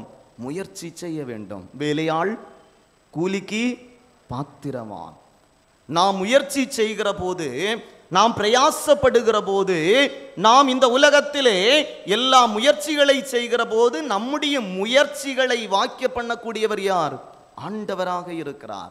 பாருங்கள் அன்பானவர்களே, சில மாணவர்கள் தேர்வு நேரம் வருகிற போது தேர்வுக்கு படிக்க மாட்டார்கள். ஆனால் என்ன செய்வார்கள்? ஜெபிப்பார்கள். தேர்வுக்கு படிக்க மாட்டார்கள், தேர்விலே படிப்பதற்கு அவர்கள் நேரத்தை ஒதுக்க மாட்டார்கள். ஆனால் சொல்லுவார்கள், ஆண்டவர் எல்லாவற்றையும் பார்த்து கொள்ளுவார், நான் ஜெபித்திருக்கிறேன், ஆண்டவரிடம் ஜெபித்திருக்கிறேன் என்று. படிக்காமல் நாம் பாஸ் பண்ண முடியுமா? தேர்விலே வெற்றி பெற முடியுமா? இல்லை. நாம் முயற்சி செய்கிற போது, நாம் வேலை செய்கிற போது, நம்முடைய முயற்சியை அங்கே கொடுக்கிற போது அந்த முயற்சியை வாக்கிய பண்ணக்கூடியவர் யார் என்று சொன்னால் ஆண்டவராக காணப்படுகிறார். இங்கே கானானிய பெண் துவண்டு போகாத முயற்சியோடு ஆண்டவரிடம் திரும்ப வருகிறாள். 26வது வசனத்திலே ஆண்டவர் இப்போது பதிலை, இன்னும் கடினமான ஒரு பதிலை கொடுக்கிறார். பிள்ளைகளுக்குரிய அப்பத்தை எடுத்து பிள்ளைகளின் அப்பத்தை எடுத்து நாய்க்குட்டிகளுக்கு போடுகிறது நல்லதல்ல. ஒரு இழிவான ஒரு வார்த்தையை அவள் கேட்கிறாள். பான்கள் அன்பானவர்களே, இந்த பகுதியிலே புறையினத்தவர்களை ஆண்டவர் என்ன சொல்லுகிறார் என்று சொன்னால், நாய்க்குட்டிகளாக இங்கே உருவகப்படுத்துகிற ஒரு நிகழ்வு சொல்லப்பட்டிருக்கிறது. ஆண்டவராகிய இயேசு கிறிஸ்துவின் காலத்திலே இந்த அப்பம் எப்படி இருக்கும் என்று சொன்னால், இல்லத்திலே பயன்படுத்துகிற இந்த ரொட்டி துண்டுகள் இல்லை என்றால் ரொட்டிகள் எப்படி இருக்கும் என்று சொன்னால் நீளமானதாக இருக்கும். அந்த நீளமான ரொட்டிகளை யாரால் சாப்பிட முடியாது என்று சொன்னால் பிள்ளைகளால் சாப்பிட இயலாது. ஆகவே இந்த உணவு நேரத்திலே என்ன செய்வார்கள் என்று சொன்னால், பெரியவர்கள் இந்த ரொட்டியை அந்த பிட்டு யாருக்கு கொடுப்பார்கள் என்று சொன்னால் பிள்ளைகளுக்கு கொடுப்பார்கள். இந்த பெரியவர்கள் இந்த ரொட்டியை பிட்டு பிள்ளைகளுக்கு கொடுக்கிற போது, அந்த காலத்திலே இந்த இல்லங்களிலே நாய்க்குட்டிகள் வளர்த்துகிற ஒரு பழக்கம் இருந்தது. அந்த நாய்க்குட்டிகள் எங்கிருக்கும் என்று சொன்னால் அதன் பக்கத்திலே இருக்கும். இந்த பிள்ளைகளுக்கு கொடுக்கிற போது அவர்கள் என்ன செய்வார்கள் என்று சொன்னால், கொஞ்சம் எடுத்து என்ன செய்வார்கள்? இந்த நாய்க்குட்டிகளுக்கு போடுகிற ஒரு வழக்கம் இருந்தது. இந்த நாய்க்குட்டிகள் பசியாறுவது குழந்தைகளினால் அல்ல. யாரால் பசியாறும்? இந்த பெரியவர்கள் பிட்டு கொடுக்கிற இந்த ரொட்டியினால் இந்த நாய்க்குட்டிகள் இந்த பசியாறும். இந்த உருவகத்தை ஆண்டவர் எங்கு பயன்படுத்துகிறார் என்று சொன்னால், இந்த கானானிய பெண்ணினுடைய இந்த விடுதலை வாழ்விற்காக வருகிற போது இந்த நிகழ்வை யாருக்கு சொல்லுகிறார் என்று சொன்னால் புறையினத்து மக்களுக்காக சொல்லுகிறார். எவ்வளவு துவண்டு போகிற வார்த்தை! துவண்டு போகிற வார்த்தையை ஆண்டவர் சொல்லுகிறார். ஏன் ஆண்டவர் இப்படி இந்த வார்த்தையை அங்கே பயன்படுத்த வேண்டும் என்று சொன்னால், மறைமுகமாக யாரை தாக்குகிறார் என்று சொன்னால் யூத மக்களை தாக்குகிறார். யூத தலைவர்களை அங்கே மறைமுகமாக தாக்குகிறார். என்று சொன்னால் கண்டிப்பாக அந்த இடத்திலே கூடி இருந்தவர்களிலே யூத தலைவர்கள் கண்டிப்பாக இருந்திருக்க முடியும். ஆகவே இந்த யூத ஜனங்கள் தங்களை ஆண்டவருடைய பிள்ளைகளாக கருதுகிறார்கள். யாரை ஆண்டவருடைய பிள்ளையாக கருதவில்லை? இந்த புறையினத்து மக்களை. ஏன் புறையினத்து மக்களை ஆண்டவருடைய பிள்ளைகளாக கருதவில்லை? இவர்கள் விருத்த சேதனமற்றவர்கள், இவர்கள் தூய்மையற்றவர்கள் என்கிற எண்ணம் இருந்தது. இவர்கள் தங்களை மட்டுமே, யூதர்களை மட்டுமே ஒரு ஆண்டவருடைய பிள்ளைகள் என்று சொல்லுகிற ஒரு எண்ணம் யாருக்கு இருந்தது என்று சொன்னால் இந்த யூதர்களுக்கு இருந்தது. ஆகவே ஆண்டவர் அங்கே அந்த உருவகத்தை பயன்படுத்துகிறார். நான் இந்த யூதர்களுக்கு விடுதலை கொடுக்க வந்தேன் என்று மறை மறைமுகமாக அவர்களை சுட்டி காட்டுவதாக இறுதியிலே இந்த வார்த்தையை பயன்படுத்தி தான் அங்கே ஆண்டவர் விடுதலை கொடுக்கிறவராக காணப்படுகிறார். நீங்கள் மட்டும் பிள்ளைகள் அல்ல, இந்த கானானிய பிள்ளைகளும் என்னுடைய பிள்ளைகள் என்று சொல்லிதான் ஆண்டவர் இறுதியிலே விடுதலை வாழ்வை கொடுக்கிறவராக காணப்படுகிறார். ஆமன்பானவர்களே, இந்த கடினமான வார்த்தைகளை கேட்டும் அவள் துவண்டு போகாத, இல்லை என்று சொன்னால் துவண்டு போகாத ஒரு முயற்சியை அவள் வெளிப்படுத்துகிறாள். அமன்பானவர்களே, நாம் ஜெபிக்கிற போது நம்முடைய ஜெபத்திற்கும் ஆண்டவர் சில நேரங்களிலே பதில் தர காலதாமதம் ஏற்படலாம். நம்முடைய ஜெபத்திற்கும் ஆண்டவர் பதில் தர காலதாமதம் ஏற்படலாம். ஆனால் துவண்டு போகாத விசுவாச வாழ்வை ஆண்டவர் நம்மிடம் எதிர்பார்க்கிறார், முயற்சியை எதிர்பார்க்கிறார். மூன்றாவதாக பார்க்கிற வேளையிலே அமைதி இழந்தோரை கைவிடாத கடவுள். அமைதி இழந்தோரை கைவிடாத கடவுள்.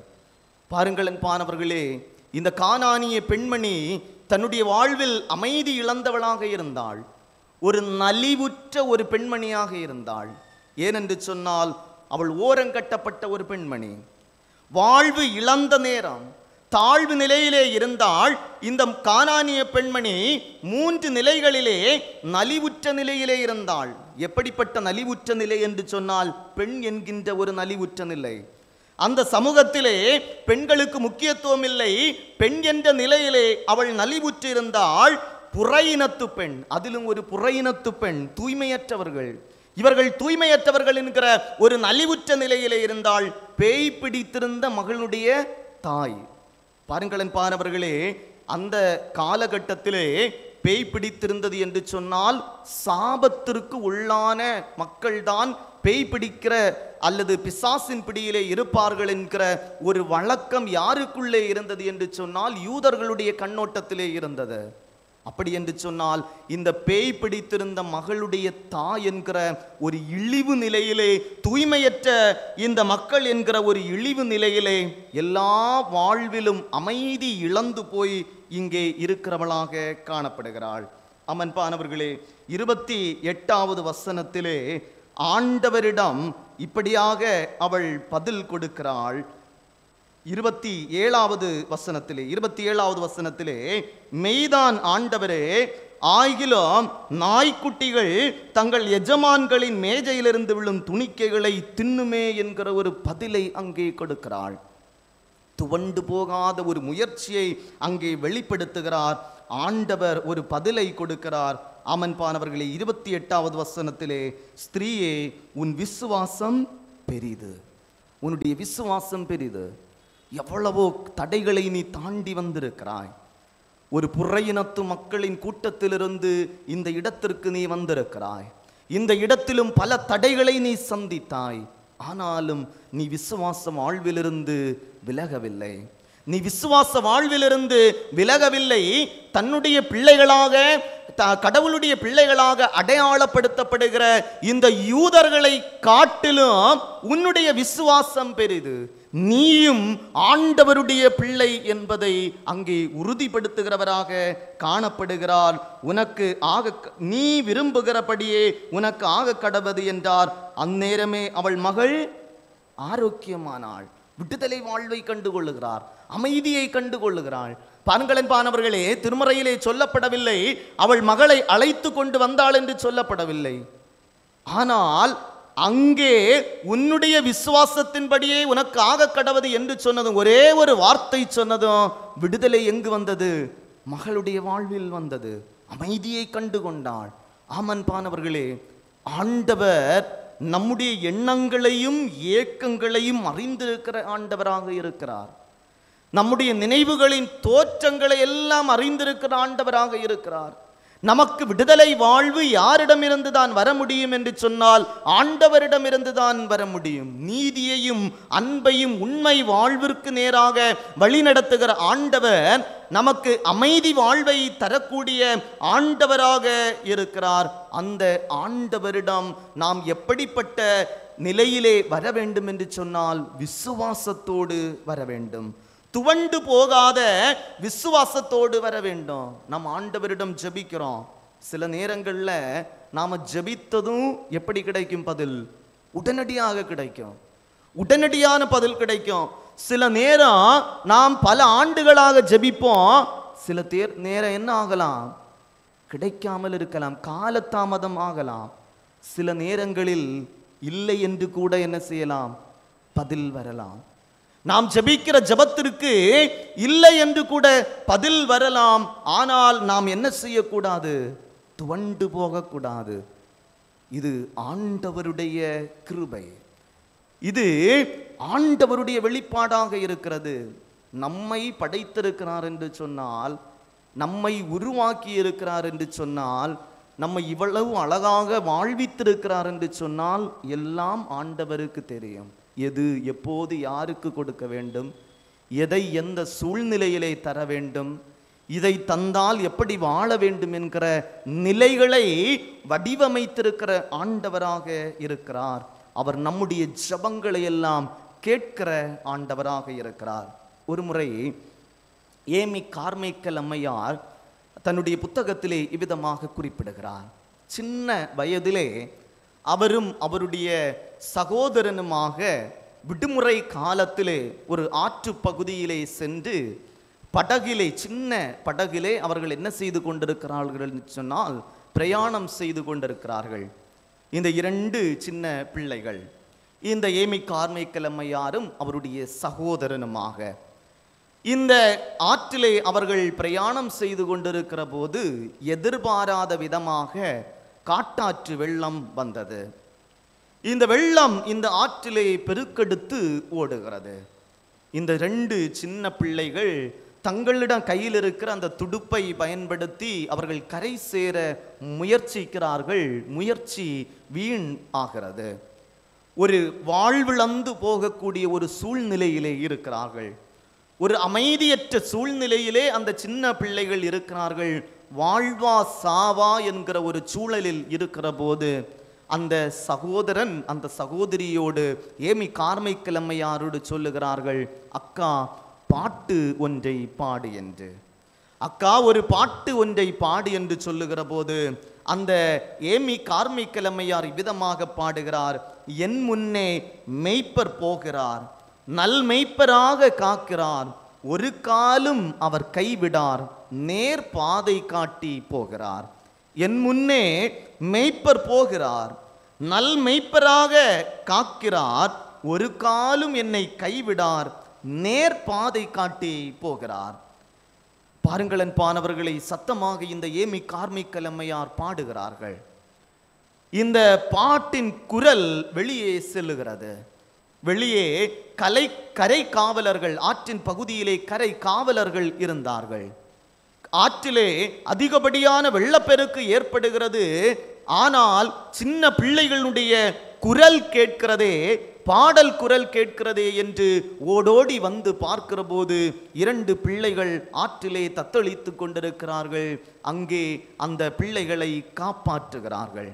பின் நாட்களிலே ஏமி கார்மைக்கல் அம்மையார் இந்த நிகழ்வை தன்னுடைய புத்தகத்திலே குறிப்பிட்டு இவ்விதமாக எழுதுகிறார்.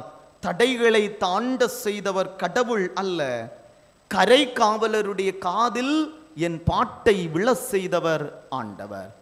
கரை காவலருடைய காதிலே என் பாட்டை விழ செய்தவர் ஆண்டவராக இருக்கிறார்.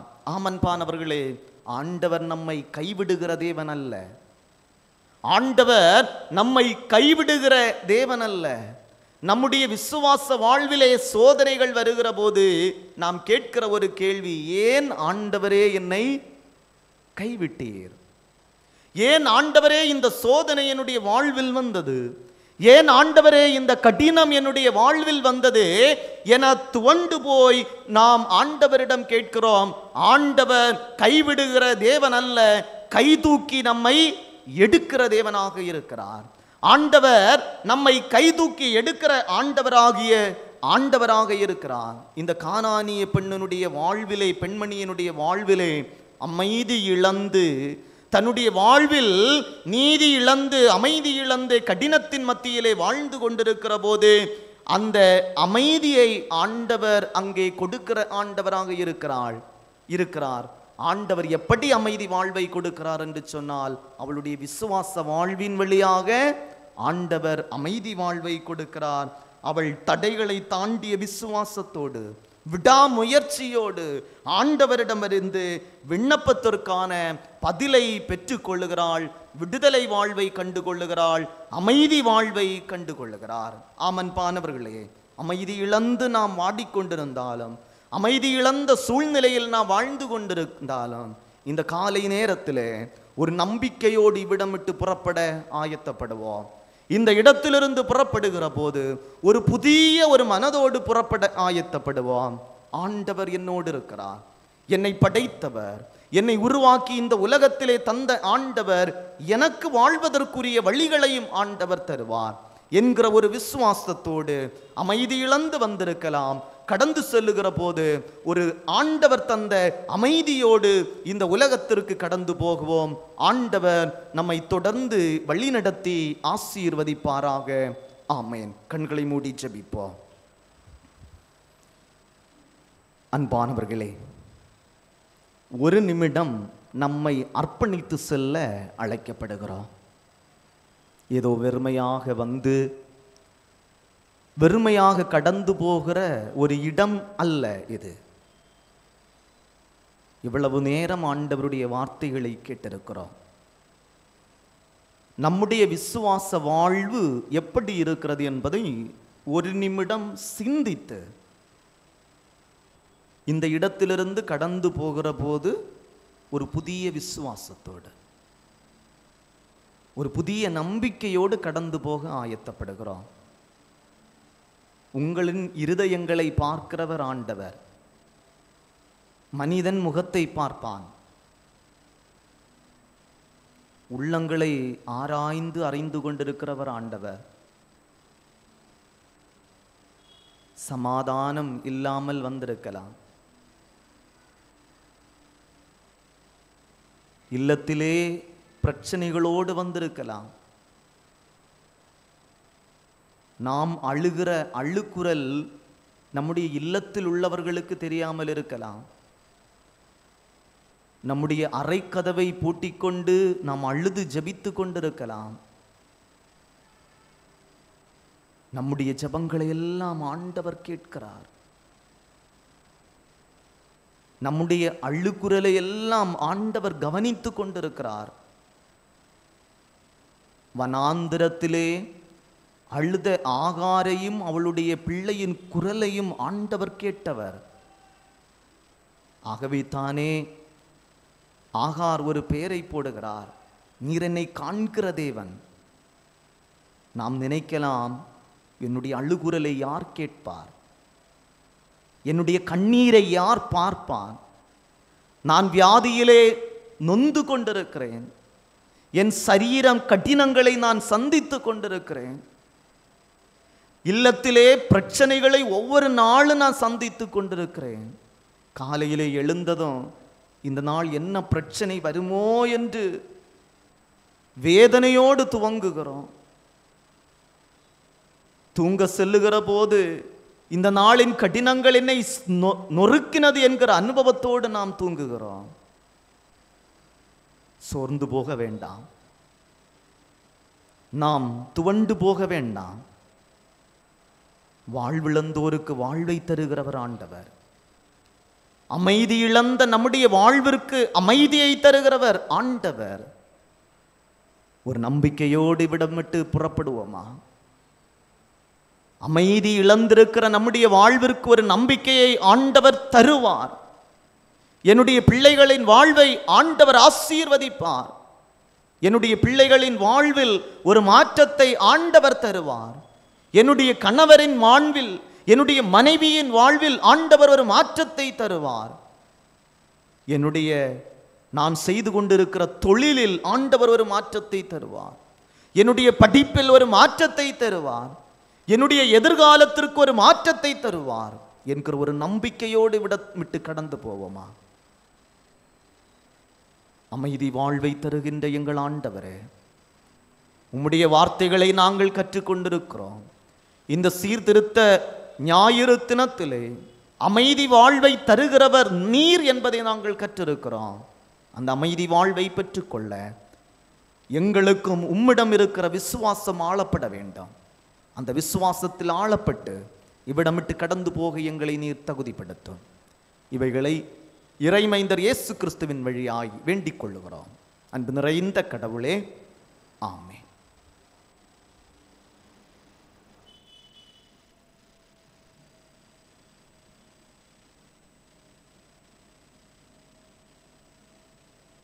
கர்த்தருடைய வார்த்தையை நம்மிடத்திலே பகிர்ந்து கொண்டு திரு ஸ்டாலின் ராஜ் அவர்களுக்கு நன்றியை நான் தெரிவித்துக் கொள்கின்றேன். கேட்ட வார்த்தையிலே நாம் நிலைத்திருக்கின்றவர்களாக எழுந்து நின்று அப்போஸ்தலரோடு கூட இணைந்து சேர்ந்து அறிக்கை செய்வோம். வானத்தையும் பூமியும் படைத்த சர்வவல்ல பிதாவாகிய தேவனை விசுவாசிக்கிறேன். அவருடைய ஒரே குமாரனாகிய நம்முடைய நாதர் இயேசு கிறிஸ்துவை விசுவாசிக்கிறேன். அவர் பரிசுத்த ஆவியினாலே கன்னிமரியாளுக்கு உட்பவத்து பிறந்தார். பந்து பிலாத்துவின் காலத்தில் பாடுபட்டு சிலுவையில் அறைந்து மறித்து அடக்கமணப்பட்டு பாதாளத்தில் இறங்கினார். 3ஆம் நாள் மரித்தோரில் எழுந்தருளினார். பரமண்டலத்திற்கு ஏறி சர்வவல்ல பிதாவாகிய தேவனது வலது பாசலை வீற்றிருக்கிறார். அவ்விடத்தில் உயிரோரை மரித்தோரை நியாயத்து கோருவார். பரிசுத்த ஆவியை விசுவாசிக்கிறேன். பொதுவாக இருக்கிற பரிசுத்த சபையும் பரிசுத்தவானில் ஐக்கியமும் பாவ மன்னிப்பும் சரீர உயிர்த்தெழுதும் நித்திய ஜீவனுண்டு என்று விசுவாசிக்கிறேன். ஆமென். ஆண்டவர் உங்களோடு இருப்பாராக. ஜெபம் செய்வோம். கர்த்தாவே எங்களுக்கு இறங்கும். கர்த்தாவே எங்களுக்கு இறங்கும். பரமண்டலத்திற்கு எங்கள் பிதாவே, உம்முடைய நாமம் பரிசுத்தப்படுவதாக, உம்முடைய ராஜ்யம் வருவதாக, உம்முடைய சித்தம் பரமண்டலத்திலே செய்யப்படுவது போல பூமியிலேயும் செய்யப்படுவதாக. அன்றன் வேண்டிய அப்பத்தை எங்களுக்கு தாரும். எங்களுக்கு விரோதமாய் குற்றம் செய்வதற்கு நாங்கள் மன்னிக்கிறது போல எங்கள் குற்றங்களை எங்களுக்கு மன்னியும். எங்களை சோதனைக்குள் பிரவேசிக்க பண்ணாமல் தீமை நின்று எங்களை ரட்சித்துக் கொள்ளும். ராஜ்யம் வல்லமையும் மகிமையும் என்றென்றைக்கும் உம்முடையவைகளே. ஆமென். அமருவோம். திருச்சபைக்கான அறிவிப்பை கேட்போம்.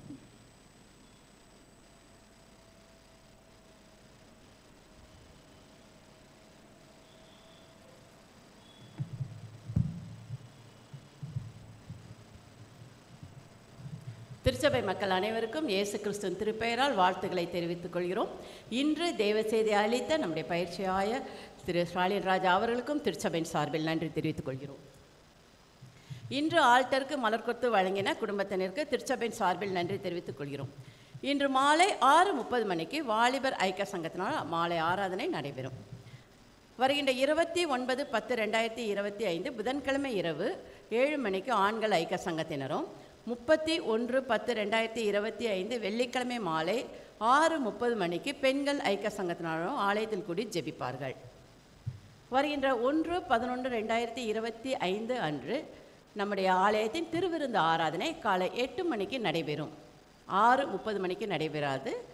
ஆண்டு விழாவை முன்னிட்டு 8 மணிக்கு நடைபெறும். அப்பொழுது நம்முடைய பேராயத்தின் வைஸ் பிரசிடென்ட் ரெவரண்ட் ஜெயசீல ஞானாதிக்கம் அவர்கள் வருகை தர உள்ளார்கள். திருச்சபை மக்கள் இதில் நீங்கள் உற்சாகமாக கலந்து கொள்ள அழைக்கப்படுகிறீர்கள். 2024-25 ஆண்டின் 10+1+2 முடித்த பிள்ளைகள் உங்களுடைய மார்க் ஷீட்டை தரும்படி அன்புடன் கேட்டுக்கொள்ளப்படுகிறீர்கள். நம்முடைய ஆலய பயன்பாட்டிற்காக ஆலயத்தின் தொங்கு விளக்கு 3 விளக்குகளை அளித்த குடும்பத்தினருக்கு திருச்சபையின் சார்பில் நன்றி தெரிவித்துக் கொள்கிறோம். ஆண்டு விழாவின் விவரம் வருகின்ற வாரம் அறிவிக்கப்படும். காணிக்கை விவரம். இவ்வாரத்தில் பிறந்த நாளை காண்பவர்கள் 26/10/2025 இன்று திரு அருண் அலெக்ஸ் ஜான் பால், திரு ஃபெட்ரிக் பால், செல்வி செனிக் ஜோனிலா. 28/10/2025 திருமதி அமுதா மகாதேவன், திருமதி பியூலா ராபர்ட், திரு பால் வின்ஃப்ரெட் கிறிஸ்டி. 29/10/2025 திரு ஜான்சன் ஜவஹர், செல்வி மிரில். 30/10/2025 திரு லிவின் பால், திருமதி ஷீலா நந்தினி. 31/10/2025 திருமதி மேரி ஷர்மிளா, திருமதி பிரதிபால், திரு ரமேஷ் யோவான், செல்வி பிரார்த்தனா டெல்சி. 1/11/2025 திருமதி ராணி ஞானசேகரன், திரு சைரஸ், திரு கெவின் மார்க், செல்வன் பிரைசன் டெவில். இவ்வாரத்தில் திருமண நாளை காண்பவர்கள் 1/11/2025 திரு ராஜ்குமார் பிராங்க்லி, திருமதி ஜெயாபால் பிராங்க்லி தம்பதியர். இவ்வாரத்தில் திருமண நாள் மற்றும் பிறந்த நாள் காணும் இவர்கள் யாவரையும் இயேசு கிறிஸ்துவின் திருப்பெயரால் வாழ்த்துகிறோம்.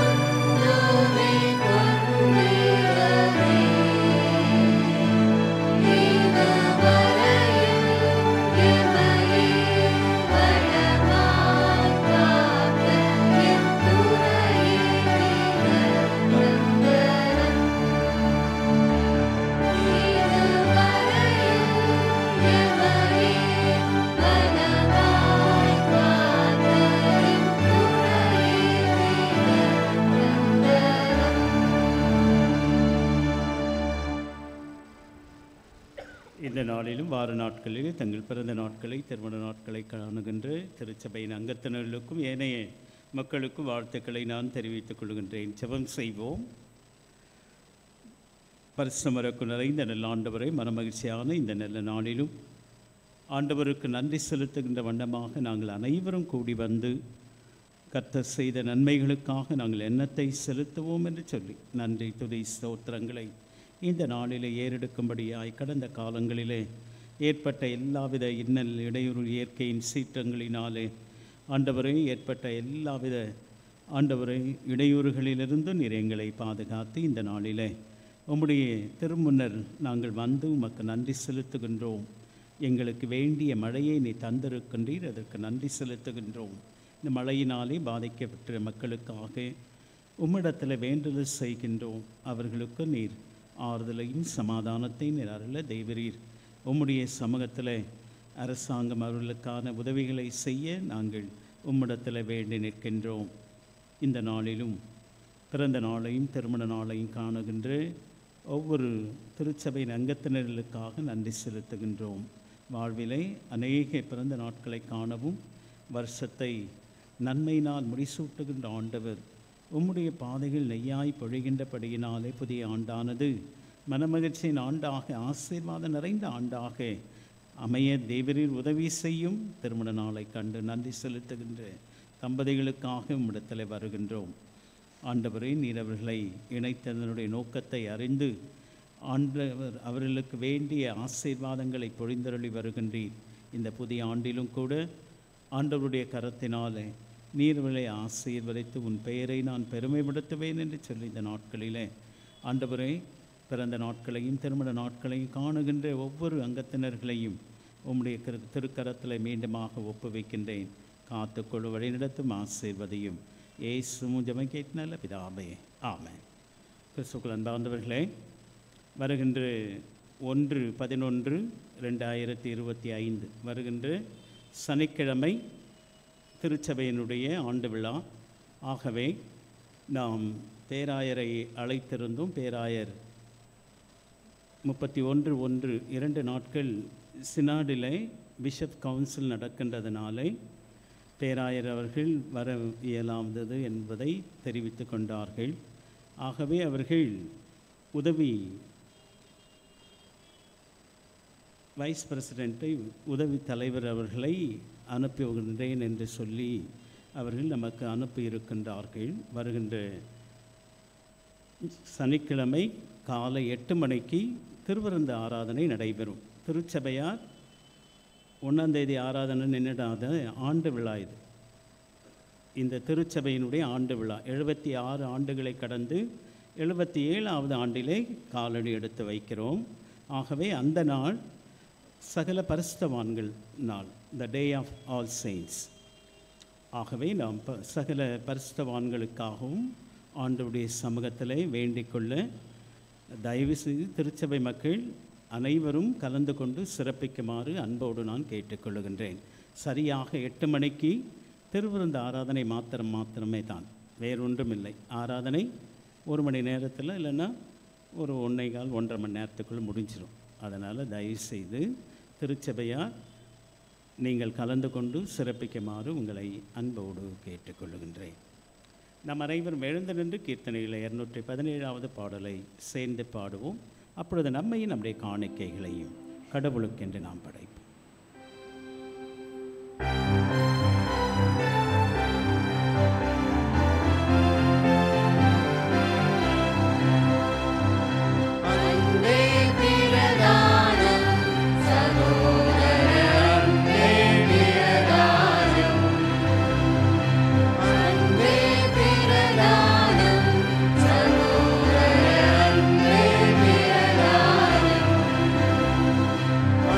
One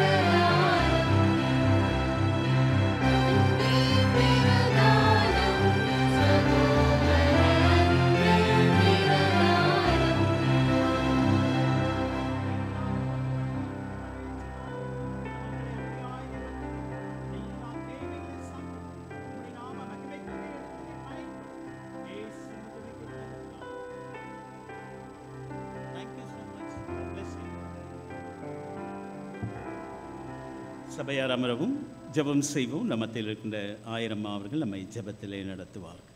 ஜெபம் செய்வோம்.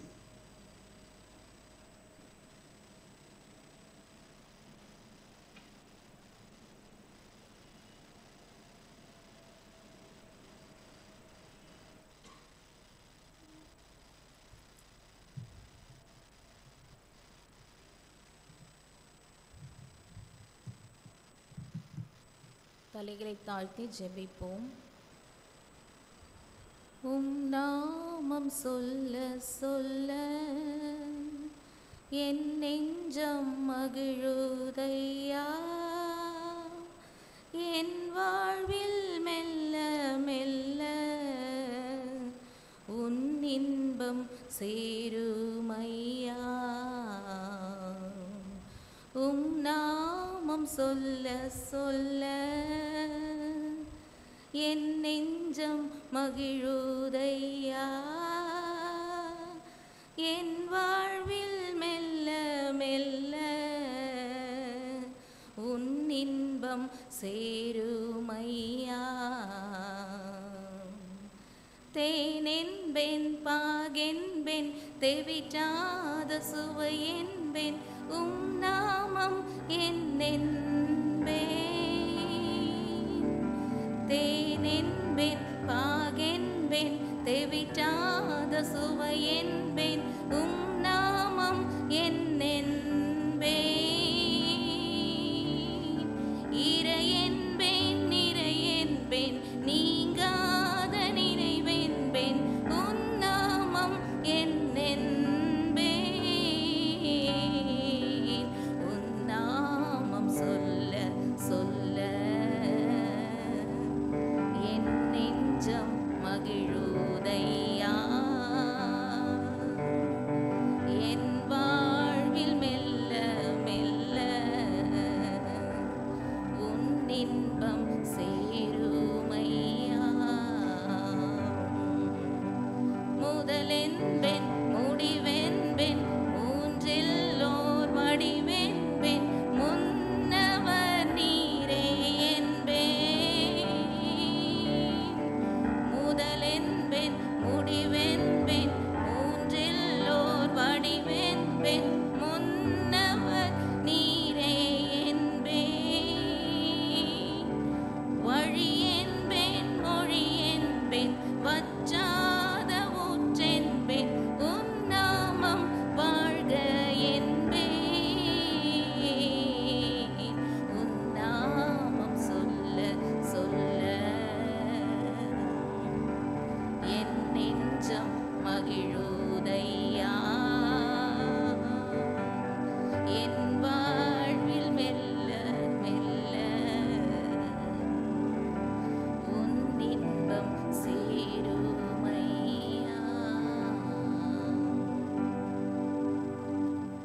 அன்பின் இறைவா, நன்றியோடு உம்மை நாங்கள் ஸ்தோத்தரிக்கின்றோம். இந்த மனமகிழ்ச்சியான ஓய்வு நாளிலும் கூட உம்முடைய அடியவர் மூலம் நீர் எங்களுக்கு கொடுத்த ஆன்மீக மன்னாவுக்காக உள்ளத்தின் ஆழத்திலிருந்து நன்றி படைக்கின்றோம். தடைகளை தாண்டிய விசுவாசம், தாவீதின் குமாரனே எனக்கு இரங்கும் என்று உம்முடைய நாமத்தை புகழ்ந்து உம்மை தேடி வந்த பொழுது அந்த கானானிய பெண்ணின் விசுவாசத்தை நீர் அங்கீகரித்தீர். அவருக்கு ஒரு பரீட்சையை நீர் வைத்தீர். அந்த பரீட்சையிலும் அவர்கள் வெற்றி பெற்று விசுவாசத்திலே விடுதலை பெற்ற ஒரு சாதனை உள்ள கானானிய பெண்ணாக வேதத்திலே நாங்கள் பார்த்தது மாத்திரமல்ல, அந்த மறை உண்மையை நாங்கள் புதுப்பித்து கொள்ள தூய ஆவியானவர் எங்களுக்கு நீர் உதவி செய்தீரே. அந்த உன்னதமான கிருபைக்காக உள்ளத்தின் ஆழத்திலிருந்து நன்றி படைக்கின்றோம். தேவரீர், நீர் இருதயங்களை ஆராய்ந்து அறிந்திருக்கின்றவர். மனிதர்களாகிய நீங்கள் பொல்லாதவர்களாய் இருக்கின்றீர்கள். பொல்லாதவர்களாகிய உங்கள் பிள்ளைகளுக்கு நீங்கள் நல்ல ஈவுகளை கொடுக்க காத்திருக்கும் பொழுது எல்லாவற்றையும் படைத்து பாதுகாத்து வருகின்ற நான் அதைவிட மேலான ஆசீர்வாதங்களை கொடுப்பது அதிக நிச்சயம் என்ற அந்த விசுவாசத்தில் திருச்சபை மக்களாகிய நாங்கள் ஒவ்வொரு நாளும் வேரூன்றி நிலைநிற்கக்கூடிய உன்னதமான பண்பை நீர் எங்கள் உள்ளத்திலே விதைத்திருக்கின்றீர். அதை விளையச் செய்ய போகின்றவரும் நீரே ஆவியானவரே. ஒருவேளை எங்களுடைய வாழ்விலே சோதனைகள், இன்னல்கள், துன்பங்கள், துயரங்கள் இருந்தாலும் அந்த தடைகளை தாண்டி விசுவாசத்திலே வேரூன்றி நிலை நிற்கக்கூடிய தேவ பலனை பெற்றவர்களாய், அப்படிப்பட்ட ஆவியின் அனுகிரகத்தை, வல்லமையை பெற்றவர்களாய் இந்த இடத்திலிருந்து கடந்து செல்ல தூய ஆவியானவர் இங்கு அமர்ந்திருக்கின்ற ஒவ்வொருவருக்கும் நீர் உதவி தரும்படியாய் உம்மை நோக்கி பார்க்கின்றோம். தொடர்ந்து வருகின்ற சனிக்கிழமை அன்று நடைபெற இருக்கின்ற ஆண்டு விழாவிற்காக அந்த நாளை இந்த நாளிலே உம்முடைய சமூகத்திலே நாங்கள் தாழ்த்தி அர்ப்பணிக்கின்றோம். அழைக்கப்பட்ட விருந்தினர்கள் யாவரும் வரவும் அந்த நாளிலே நீர் எங்களுக்கு என்ன விதமான ஆசீர்வாதங்களை முன்குறித்து வைத்திருக்கின்றீரோ அதை நாங்கள் சுதந்திரித்து கொள்ளக்கூடிய தேவ பலனை இந்த நாளிலே எங்களுக்கு தந்தருளும்படியாய் உம்மை நோக்கி பார்க்கின்றோம். தொடர்ந்து திருச்சபையின் நலனுக்காக ஆயர், கமிட்டி அங்கத்தினர்கள், பாஸ்டர், செக்ரட்டரி, ட்ரெஷரர் எடுக்கின்ற எல்லா முயற்சிகளையும் நீர் ஆமென்றும் ஆமேன் என்றும் ஆசீர்வதித்திருக்கின்றீர். விசுவாசிகள் உதாரத்துவமாய் திருப்பணிக்கென்று கொடுக்கின்ற காணிகளை ஞானமாய் பயன்படுத்தவும் நீர் உதவி பாராட்டி இருக்கின்றீர். தொடர்ந்து கொடுத்த உள்ளங்களையும் இன்னும் கொடுக்க உதாரத்துவமாய் தன்னுடைய மனதிலே பொருத்தனை செய்திருக்கின்ற உள்ளங்களையும் நீர் பலப்படுத்தும்படியாய் உம்மை நோக்கி பார்க்கின்றோம். தூய ஆவியானவரே, இந்த தேவாலயத்தை சுற்றி இருக்கின்ற பகுதி வாழ் மக்கள், சிறு தொழிலிலே தங்களை இணைத்து கொண்டிருக்கின்ற அத்தனை மக்களையும் நீர் தொடர்ந்து ஆசீர்வதிக்கும்படியாகவும் பலப்படுத்தும்படியாகவும் உம்மை நோக்கி பார்க்கின்றோம். தூய ஆவியானவரே, இப்பொழுதும் நாங்கள் உலகத்திற்குள்ளாக கடந்து செல்லுகின்றோம். எங்கள் சிந்தனையினாலும் செய்கையினாலும் நடக்கையினாலும் தூய ஆவியானவர் உமக்கே நாங்கள் சாட்சியுள்ள திருச்சபை மக்களாய் தொடர்ந்து ஜீவிக்க, வாழ, வளர நீர் எங்கள் சிந்தனைகளை ஸ்திரப்படுத்தி அனுப்பும்படியாய் எல்லாம் வல்ல இறைவன் இயேசுவின் வழியாய் ஜெபிக்கின்றோம் நல்ல கடவுளே, ஆமென். சேர்ந்து சொல்லுவோம். என் ஆத்துமாவை கர்த்தரை ஸ்தோத்திரி, என் உள்ளமே அவருடைய பரிசுத்த நாமத்தை ஸ்தோத்திரி. என் ஆத்துமாவை கர்த்தரை ஸ்தோத்திரி, அவர் செய்த சகல உபகாரங்களை மறவாதே. ஆமென். கடவுளுடைய இரக்கமுள்ள கிருபைக்கும் பராமரிப்புக்கும் உங்களை ஒப்புவிக்கிறேன். நம்முடைய ஆண்டவராகிய இயேசு கிறிஸ்துவின் கிருபை, பிதாவாகிய கடவுளின் அன்பும், தூய ஆவியானவருடைய ஐக்கியம் வழி நடத்துதலும் பாதுகாப்பும் பராமரிப்பும் உங்கள் அனைவரும் எப்பொழுதும் எப்பொழுதும் சதா காலங்களிலும் தங்கியிருப்பாராக.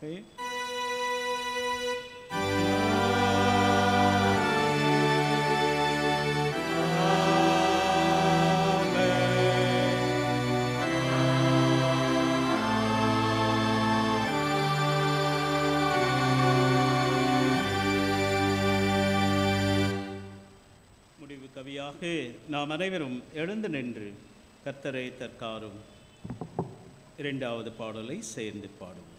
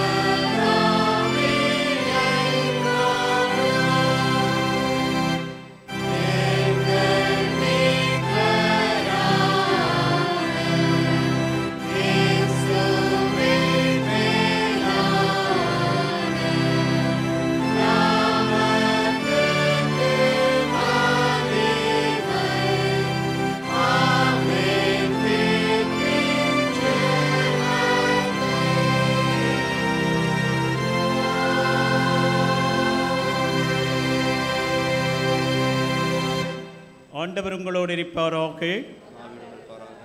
சமாதானத்தோടെ புறப்பட்டு செல்லுவோம். கர்த்தருடைய நாமத்தினால் தோத்திரம். எல்லாருக்கும் தோத்திரம். கிறிஸ்துவுக்குள் அன்பார்ந்தவர்களே, நம்முடைய ஆலய பயன்பாட்டிற்கென்று நமக்கு முன்னதாக இருக்கின்ற 3 விளக்குகளை நம்முடைய திருச்சபையின் குடும்பத்தினர் கொடுத்திருக்கின்றார்கள். அந்த குடும்பத்தின் மக்களுக்கு நன்றிகளை நான் தெரிவித்துக் கொள்கின்றேன். நேற்றைய தினத்தில் ஒருவர் வந்து நான் தருகின்றேன் என்று சொல்லி இன்னொரு குடும்பத்தினர் சொல்லி இருக்கின்றார்கள். ஆகவே திருச்சபையின் வளர்ச்சியிலே திருச்சபையினுடைய தேவைகளை உதாரத்துவமாக கொடுத்து உதவுகின்ற திருச்சபையின் அங்கத்தினர்கள் ஒவ்வொருவருக்கும் வாழ்த்துக்களை, நன்றிகளை நான் தெரிவித்துக் கொள்கின்றேன். ஜெபம் செய்வோம். இரக்கமும் கிருபையும் நிறைந்த நல்ல ஆண்டவரே, மனமகிழ்ச்சியான இந்த நல்ல நாளிலும் கூட நாங்கள் கேட்ட எல்லா வார்த்தைகளும் எங்கள் வாழ்விற்கு புதிதும் ஜீவனுமாய் இருப்பதற்காக ஆண்டவரே, அந்த விசுவாசம் எங்கள் வாழ்விலே எப்பொழுதும் ஒளி வீசத்தக்கதான கிருபையை நித்தாரும். இன்றைய நாளிலும் ஆண்டவரே, எங்கள் திருச்சபையின் மக்களை உடைய திருக்கரத்திலே ஒப்புவிக்கின்றேன். திருச்சபையின் தேவைகளை ஆண்டவரை சொல்லுகின்ற பொழுது, கேட்கின்ற பொழுதே அவர்கள் மனங்களிலே நீர் அவர்கள் கிரியை செய்து கொடுங்கள், அப்பொழுது உங்களுக்கு கொடுக்கப்படுகின்ற வாக்கின்படி திருச்சபையின் வளர்ச்சியிலே தங்களை இணைத்து கொண்டு கொடுக்கின்ற ஒவ்வொரு குடும்ப மக்களுக்காக நாங்கள் ஜெபிக்கின்றோம். அவருடைய தேவைகள் எந்த நோக்கத்தோடு அவர்கள் ஆலய பிரகாரங்களுக்கு வைத்திருக்கின்றார்களோ ஆண்டவரே, அவருடைய கையின் பிரயாசங்கள், போக்குவரத்து, பிள்ளைகள், பேரப்பிள்ளைகள், குடும்ப மக்கள், உடன் பிறந்த சகோதர சகோதரிகள், கொடுத்த ஐயா அவரது சகோதரன் அவர்கள் மருத்துவமனையில் அனுமதிக்கப்பட்டு சிகிச்சை பெற்று வருகின்றதை நாங்கள் கேள்விப்படுகின்றோம். அந்த அடியாருக்கு நல்ல சுகத்தை, பலத்தை தாருமப்பா. நல்ல சந்தோஷத்தை, சமாதானத்தை அந்த குடும்பத்தின் மக்கள் ஒவ்வொருவருக்கும் தரும்படியாய் இந்த வேளையிலே நாங்கள் வேண்டுகின்றோம். ஒவ்வொருடைய வேண்டுதல்களையும் விண்ணப்பங்களையும் நீர் அங்கீகரித்து ஆசீர்வதித்து உன் பெயரை நான் பெருமைப்படுத்துவேன் என்று சொல்லி நீ வருகையிலும் போகையிலும் ஆசீர்வதிக்கப்பட்டிருப்பாய் என்கிற ஆசீர்வாதமான வாக்குத்தத்தங்களோடு கூட புறப்பட்டு செல்ல, தேவைகள் சந்திக்கப்பட, சுகமும் பலனும் நீடித்த ஆயுளினாலே நீர் ஒவ்வொருவரையும் திருப்தியாக்கும். இயற்கையின் சீற்றங்களினாலே எந்த பாதிப்பும் ஒருவரையும் அணுகாதபடி நீர் காத்துக்கொள்ளும். புயலினுடைய ஆண்டவரே அதிவேகம் குறையத்தக்கதாக நீ சொல்ல ஆகும், நீர் கட்டளையிட நிற்கும் அப்பா. மழை தேவையான இடங்களிலே இன்னும் மழையை நீர் தாரும். மழை அதிகமாக ஆண்டவரே நீர் கொடுத்ததற்காக நன்றி செலுத்துகின்றோம். இன்னும் மழைக்காலங்கள் நவம்பர், டிசம்பர் மாதங்கள் இருக்கின்றதப்பா. ஆகவே நாங்கள் உம்மிடத்தில் யாரெல்லாம் இந்த மழையினாலே பாதிக்கப்பட்டிருக்கின்றார்களோ அவர்களுக்கெல்லாம் துயர் துடைக்கின்ற பணியிலே அரசாங்கமும் மற்ற மக்களும் ஆண்டவரே உதவி செய்ய தெய்வரீர் உதவி செய்யும். அவர்களுக்கு நல்ல மனமகிழ்ச்சியும் சமாதானமும் ஒவ்வொரு மக்களும் கண்டு கொள்ள நீர் உதவி செய்யும். எங்கள் திருச்சபையும் ஆண்டவரை உம்முடைய கரத்திலே ஒப்புவிக்கின்றேன். ஒவ்வொருவரையும் வந்திருக்கின்ற ஒவ்வொருவரையும் வர தடைப்பட்டிருக்கின்றவர்களையும் இது ஆசீர்வதையும் ஏசு மூலமாக கேட்கல பிதாவே. கர்த்தர் உங்களை ஆசீர்வதித்து காக்க கடவர். கர்த்தர் தம்முடைய திருமுகத்தை உங்கள் மேல் பிரகாசிக்க பண்ணி உங்கள் மேல் கிருபையாயிருக்க கடவர். கர்த்தர் தம்முடைய திருப்பிரசனத்தை உங்களுக்கு கட்டளையிட்டார். என்றும் என்றும் சிறப்பாக ஆலய பணிமுட்டுகளை வாங்கி கொடுத்திருக்கின்ற, லைட்ஸ் வாங்கி கொடுத்த குடும்பத்தின் மக்களோடு, அவர் தேவைகளோடு குடும்பத்தின் மக்கள் அனைவரும் எப்பொழுதும் சதா காலங்களிலும் தங்கியிருப்போம். ஆமென். தோத்திரம். எல்லாருக்கும் தோத்திரம்.